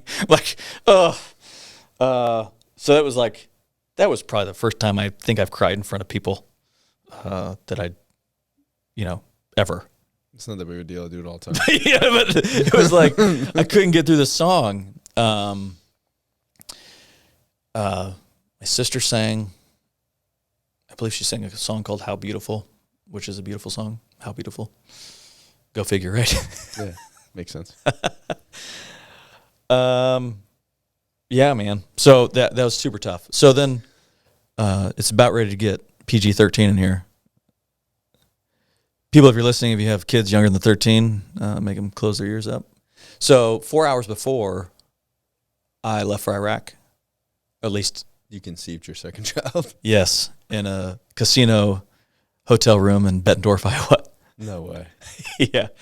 So the miracle behind that is we had to use a fertilization doctor. I don't know if that's what you call him. Fertility. Fertilization. That sounds better. Like my dad was a farmer, you know. So I fertilized my wife. So we had to use one of those for Aubrey. And there's some R-rated stories medically that they made me do that I won't want to repeat here. They made you do? Yeah, it involves a lobby bathroom. DM has the best one of those stories. It's very much like that one. Really? Yeah. Oh, yeah. So, yeah, I will not be sharing that today. Well, after we're done. Yeah, after I'll let you know. Yeah, God bless that. Oh, screw it. So, yeah, I'll tell this one. That's fine. It's medical, right? Yeah. Okay. I'm open to it. This is going to get you some clicks, I think. Make sure you bookmark this. This is going to be a reel on Instagram. Yeah, for sure. So, Kristen's going to kill me. No, she's not. We're great communicators. Yeah. About to communicate. So, this is now a medical podcast, just so you know. So, to try this thing, I think it's called IUI, where they take the male sperm and they spin it and get all the good swimmers and then take a turkey baster and inject it into the woman. Uh-huh. So this particular clinic, I knew that's what I was going to do when I went there, right? Doing a man's job. How'd you prepare? It's funny because I came, I believe it was after work or something like that. And they sit me in a regular exam room. They're like, and hand me a cup. That was it. They're like, all right, pretty boy, let's go. Here's your cup. They didn't say that, but that's how I remember it. Is there a two-way mirror or a one-way mirror? There might as well have been because the reason I say that, it was the closest exam room to the desk, the reception desk, where I heard my wife talking about me, and having a conversation about us to the receptionist or nurse or whoever was out there. So I'm trying to do my manly deed and get my wife pregnant by myself. You know what I mean? Mm-hmm. So, sorry, honey. I shouldn't have said that. And then it worked out. We had Aubrey. So praise God. So I don't get it. Oh, we're going there. I don't get it. Yeah, you do. I get it, but I don't get it. What can you possibly not get from this? Why would they do that to you? Why would they leave you so close? I don't know. They could put you 3 rooms back or something. No, give you some music something or something. Yeah, music would have been awesome. Yeah. I had the feel of my 38, and that was it. Yeah. They should have played the same thing they do for CPR. It's like 100 beats per minute. yeah. All right, moving on. So at this point, you were a policeman, right? Yep, I was a policeman. So I say that it was a miracle because we didn't think we could get pregnant without help, right? And after the first successful pregnancy and birth, something fixed in my wife's body. So 4 hours before I left for Iraq, I impregnated my wife. I'm guessing you found out while you were in Iraq? Yeah, with Gunner. That's cool. I remember I was actually in Kuwait at the time, preparing to go. And Is it true that there's like ski lodges and stuff in Kuwait? Ski lodges? Like indoor skiing places? I never saw one, no. Okay. I wish I would have done it. Pretty fancy? Neat. Oh, yeah. The cities in Kuwait are very fancy. Like, they're very nice. But we only got out once to go pick up our Humvees off the ship. That was it. But, so I was in the call center. Like, they had this big trailer set up for a bunch of telephones. And I checked in with the lady to call home. And I remember just sitting there on the phone, and Kristen's like, guess what? I'm pregnant. I'm like, no way. So I was like, that's legit. That's awesome. So I told the call lady who's right there, I was like, my wife's pregnant. and she's like, oh my gosh. So she was really happy too. So yeah, I found out in Kuwait, and then she would keep me updated on all the stuff. But so now she has a 5-month-old, and she's pregnant, and I'm gone to Iraq. Man. And so she was in O'Fallon. She stopped working and just concentrated on herself, which I totally agree with, all the stress and everything like that. And then she went to go live with my parents while I was gone, and I'd get, at that time, email was a lot better. Skype was a lot better. I don't know if anybody Skypes anymore, but so we had Wi-Fi. It was invented. Yeah. Somewhere around that time, I don't know. It seems like so long ago. So yeah, we had that. So I got to see little Aubrey grow up over the course of the next 8 months. And so my leadership arranged it so I'd be home on leave. So I was home on leave for 6 days before Gunnar was born. Really? And it was really neat. While I was home on leave, the pastor at our church in Springfield at the time did something for July 4th because he was born on June 26th. So we recorded something on the 27th, I think, because we were still in the hospital. He had somebody from every service that was a member of the church tell a story. And so I still have the recording. It's really neat. So he had somebody from World War II tell a story about being on a tow glider. Have you heard of those? Yeah. The gliders that other airplanes would tow, and they would freaking fly in on a glider with no engine. Yeah. How awesome is that? Doesn't sound awesome at all. During D-Day. Sounds Legit. super scary. And he's telling how he lost, he didn't know where people in his platoon were or whatever. Then he had somebody from the Korea War. Then he had somebody from Vietnam, my dad.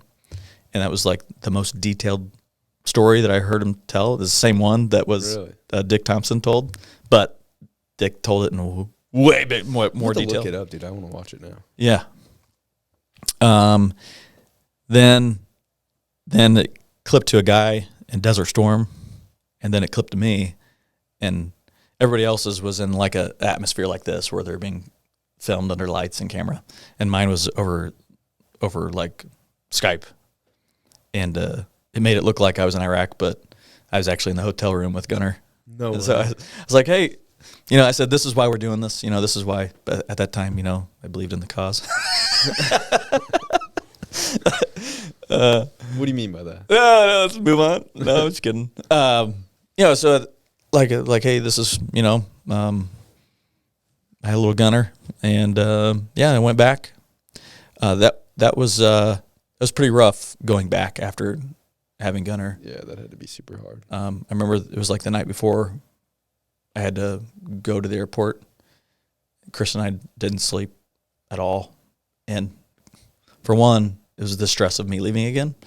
And then two, Gunnar was just crying, and she actually like gently pushed him over to me. It says, "Take him with you." I was like, I can't put him in my rucksack. Yeah. I don't know. Funny. Yeah. So, yeah. So how much longer did you have left in your I think deployment? about 2.5 months. Is that the deployment that you left and you tased yourself before you left? Yes. Yeah, and roll call. Yeah. I watched that video. It's pretty good. Good times. You can link that too. Yeah.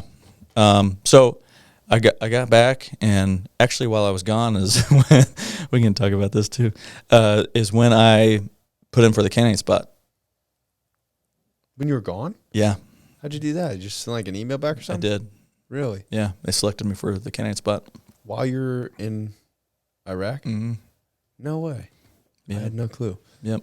So let's jump back to the beginning of your career in law enforcement. What was it like? You went through field training. What was that like? Even though I went through like MP school and stuff like that, I still was very, very green, so to speak. How I old remember were you? Like 22? 22. Yeah. I remember me confusing the phonemic alphabet with military the one. military one That would constantly. be super hard. Yeah. Because I was just fresh off a deployment and just 6 months of police academy. I would get so mad at myself for doing that. I don't remember. I know you asked this question in the past, like your first code run. Mm-hmm. I don't remember it. I had a not very amusing first arrest. But I remember putting handcuffs on him, be like, "This is it." It's like, "Please resist," but he didn't. Your first like couple months, was it everything that you thought it'd be? Like, so you wanted to be a cop forever. Yeah. Was it everything that you wanted it to be? And did it kind of feel it seems like some of you, like you have a little bit of animosity towards your deployments because you don't feel like you did exactly what you wanted to do. Yeah. Did it start to feel that like, okay, well, I'm doing what I want to do? Yeah. Matter of fact, I felt like I was making more of a difference as a police officer than I ever did. Maybe not the first deployment. Definitely the second one. Because, like, you're in the service industry, not hotel and restaurant, but you're there to serve people, right? And I truly believe that. And I felt like I could make more of a difference on an individual basis as a police officer, talking to people, going on calls, being there for people, arresting bad guys, than I ever did. Yeah. Especially my second deployment. That's the stuff that kind of gets overlooked. It's like for every hot call where we get to chase a car and find a bad guy, we've had 6 calls where you go and you talk to somebody that's in crisis, you talk to a family member that's just lost somebody that they love, or the person that just somehow got finagled into sending their life savings over to Nigeria, or, buys $30,000 worth of Apple gift cards and sends them somewhere. Yeah. Like that's the part that nobody really, it's like the unattractive part that's not on cops or on live PD. That like is the vast majority of the calls that we deal with. Yeah. Actually, I remember I was in Kohl's a while ago, and I saw an elderly lady on the phone with a scammer. Like I was listening, I was like, "Hang up the phone." She's like, "What?" I told her, I was like, "I'm a police officer. They're scamming you. Hang up the phone." It's like little stuff like that. It's like, oh man, and I just made a difference. And she was hook, line, and sinker. Yeah, I've seen people hundreds of thousands of dollars, dude. Yeah, it's insane, but they do it, man. Yeah. No, so yeah, that obviously gets overlooked a lot with, and it gets taken for granted too. I think something that I try to lead by example with. I fail at it numerous times, I'm sure, but just making sure that people feel like we're giving them a service. Yeah, and I know I've failed at it. I know for a fact I have. Dude, that got instilled in me really, really early in my career. So I'll give a short story real quick. So I I started in the jail. So I worked in the jail for like, I don't know, 6-7 months or something like that. And I was doing a ride along with Tony. We were like, he would just have me stop cars and write tickets for him. You know, because I was like, I would do I wanted to be on the road so bad, dude. Right. And he'd be like, yeah, you can ride with me. Just stop cars and, write tickets and whatever else. Yeah. And I was like, dude, I'll do whatever. You know what I mean? And we're driving around on the north side of O'Fallon, and tone goes off. It's like suicide. Guy just shot himself. So, like, we're right down the street. Yeah. So, like, we turn the corner, and I'm driving, and I'm, like, new. You know what I mean? Like, I'm, like, brand new. Yeah. So, now I probably would have parked down the street. I would have approached from a distance, like, all the things that you're supposed to do. Like, no, dude. I, like, put that Crown Vic in drive. I slammed on the gas, and I pulled right up in front of the house. And this dude, he was 90-something years old. He had, like, really bad arthritis and, like, I think it was osteoporosis or something like that. I know exactly what call you're talking about. Yeah. It was across the street from my in-laws. Seriously? Yeah. So I didn't know that. So they're like, this dude, long story short, the wife is like, he goes out and he gets the paper every single morning. Yeah. He slept in a little bit that day. So she says he walks outside and she's like, hey, honey, I already got the paper. And the dude opens the door and says, I'm going outside to shoot myself. Mm-hmm. Walks out in the front yard, puts a revolver in his mouth, blows the whole top of his head off. And, like, I show up, dude, and I'm like, red line, dude. Mm-hmm. I'm like, I'm trying to save this guy. Like, he's missing. His whole head's missing his gone, dude. You know what I mean? Like, it's like, he could have done that at a hospital. Yeah. And it would have been over. Yeah. You know what I mean? But I'm, like, running up there. I'm, like, putting my gloves on. I'm about to start working on him. Like, I don't know. I just, like, again, young dude, got into law enforcement. I want to help this guy who just blew his head off. And obviously the dude died. And it was my first, like, real hot call. Mm-hmm. Like, something happened while I was there. Like, showed up. I'm, like, overexposed. There's blood. There's brains everywhere. I'm stepping all of this guy's brains. Yeah. And they put me in that house with that lady for, like, 4 hours by myself. Nobody came in and checked on me. And, dude, I got on that lady's level. I felt like I was her best friend, dude. I was getting her sodies. I was going outside. I was getting her 7-Ups from the garage. Like, we sat and I talked to this, like, 90-something-year-old lady for, like, 4 hours. And, like, she was sitting there just telling me all about this guy. Yeah. She's, like, crying. I'm, like, hugging her. Yeah. And, like, it taught me something, like, the very infancy of my career. I was like, you can mean so much more than what you think you can mean to somebody. Mm-hmm. You know what I mean? Like, this lady just had the worst day of her life. She just watched her husband blow his head off in front of her.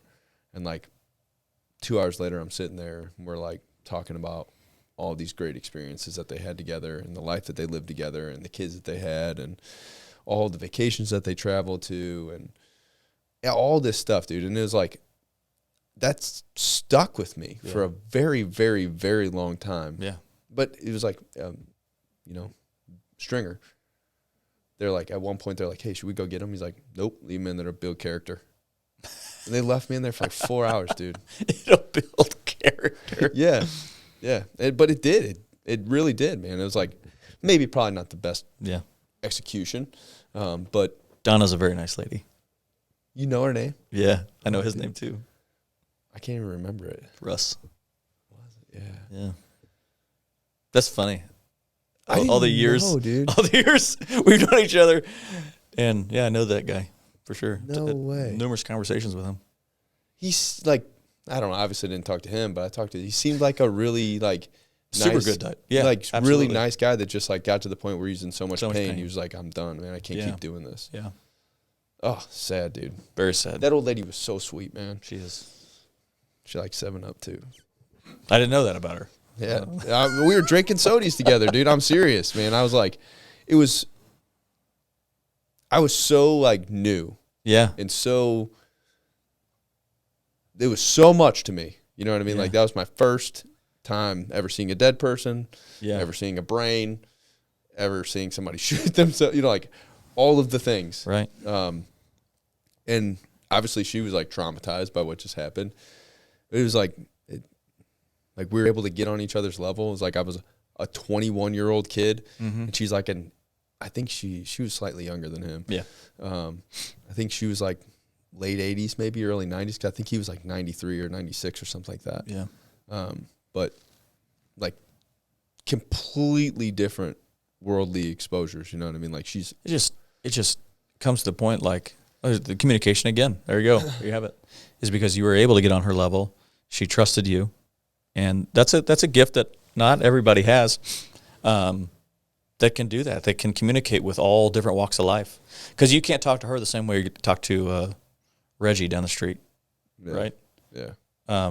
But in their time of need and grief, you got to find somewhere to connect. And 9 times out of 10, like, those are the calls that mean more to that person at that particular time than we can ever know, right? Yeah, it meant a lot to me too, man, as like a brand new policeman. You know what I mean? Like having that conversation with that lady. Like, no, it sounds ridiculous, but it meant a lot that like she was willing to talk to me. Because sometimes you go to like some of those calls and the people are angry and they like want to punch you in the face. Like, you have done nothing. Like, you didn't do anything. It's a very awkward thing that we do. Yeah. Is a lot of people don't understand that we have to be in your house until we get basically clearance from the medical examiner or it's suspicious or something like that, right? Yeah. But we go into somebody's house we've never met before on the worst day of their life and watch them as they call family members, or sometimes I said, do you want me to call? Because I know they're just hysterical. And they're like, yes, please. And then you call them and you tell people information that's going to be the worst day of their life. Yeah. And so that our job is, yeah. There's also circumstances where we need to be on our game too. Be like, hey, something doesn't smell right. The sniff test, like something doesn't seem right. So, we can still be compassionate and everything like that. But still, like, if it's an obvious something like that, what you had, yeah, that's one of those feelings that this is so weird to say, but I'm glad that you were there in that moment.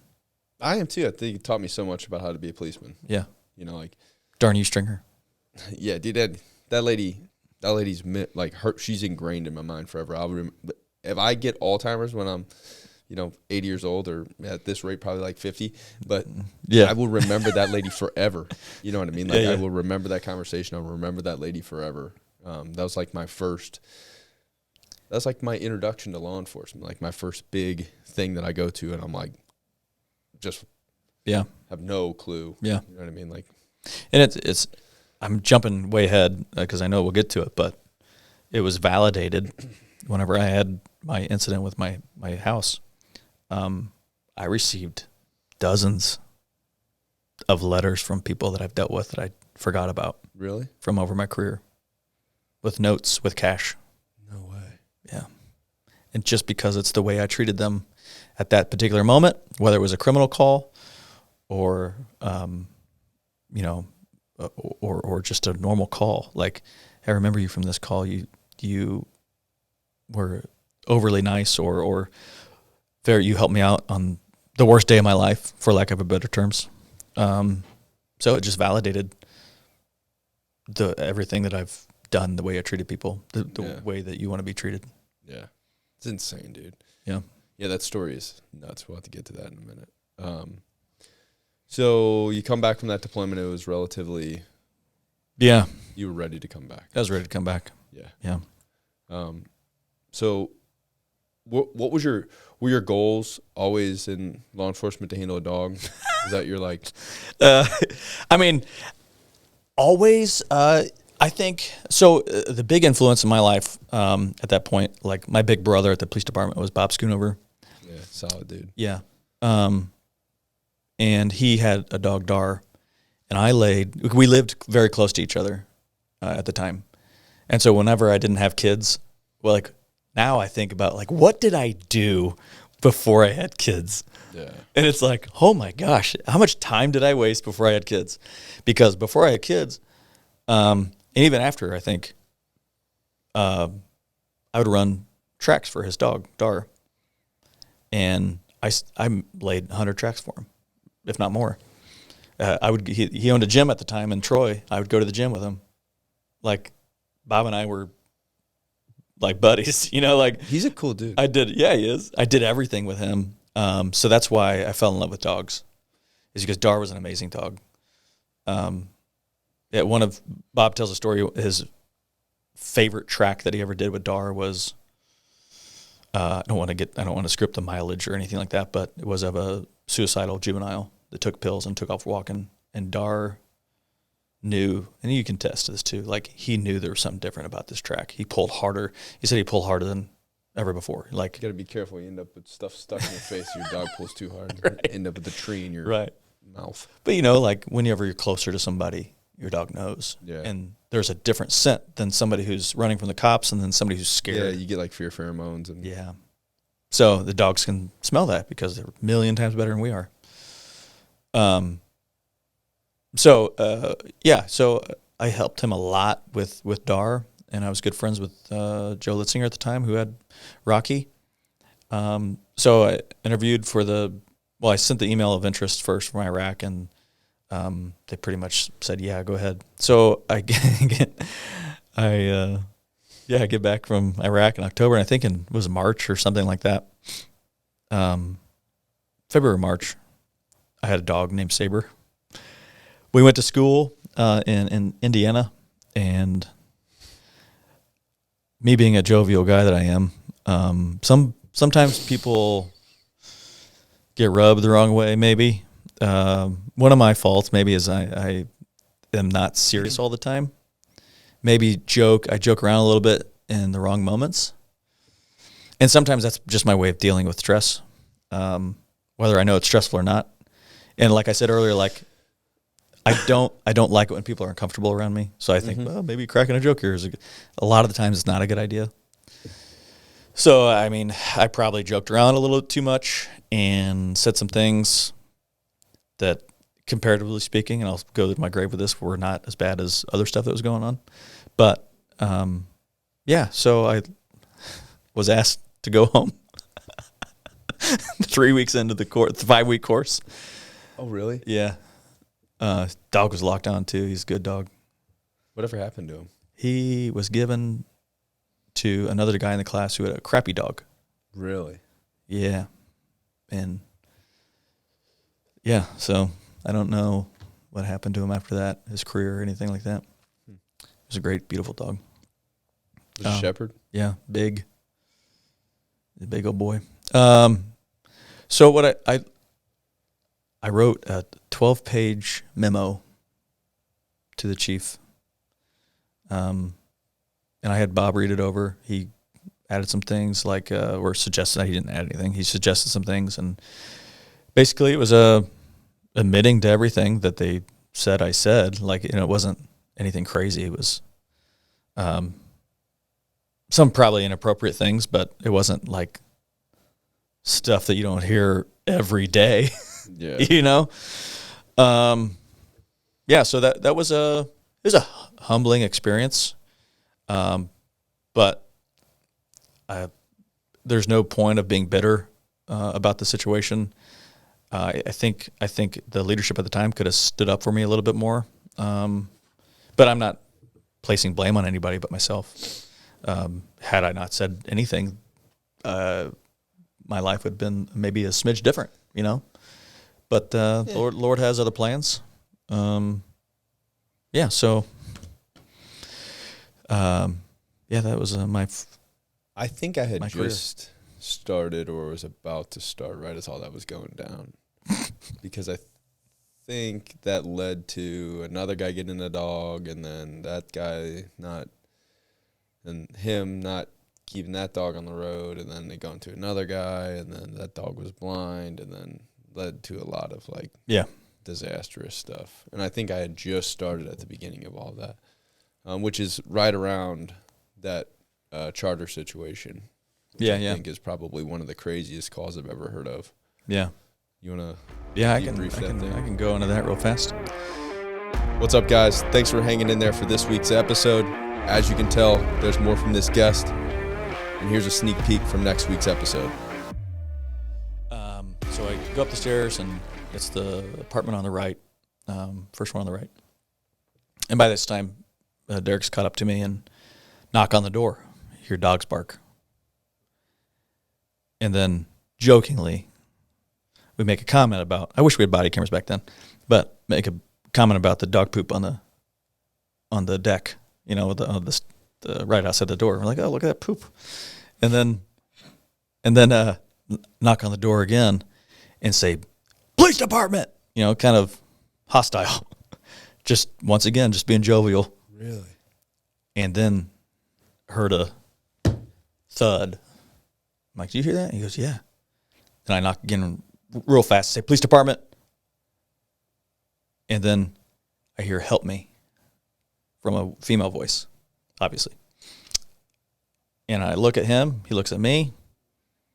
I turn around to donkey kick it because you limit injury that way, and it's supposed to be stronger kick. And you can, tactically speaking, you're kind of covering half your body already, right? So instead of just kicking it front ways. So I donkey kick it and then turn around, guns out. And in the first room on the right's a bedroom, right? And then in this apartment, the kitchen's on the left, the living room is straight ahead. So about 15 feet away, I see a young female with a blindfold and one of those sex ball gags, like hanging down a little bit. She was handcuffed behind her back with rope tied around her ankles, back to her neck. So she's hogtied, basically. So if she kicked, it would choke herself. Yes. So if she kicked, she would choke herself. Derek and I stepped over her to clear the back rooms real fast. Number one is you got to get rid of the threat, right? Nobody's in the apartment. The thud we hear was him jumping off the balcony.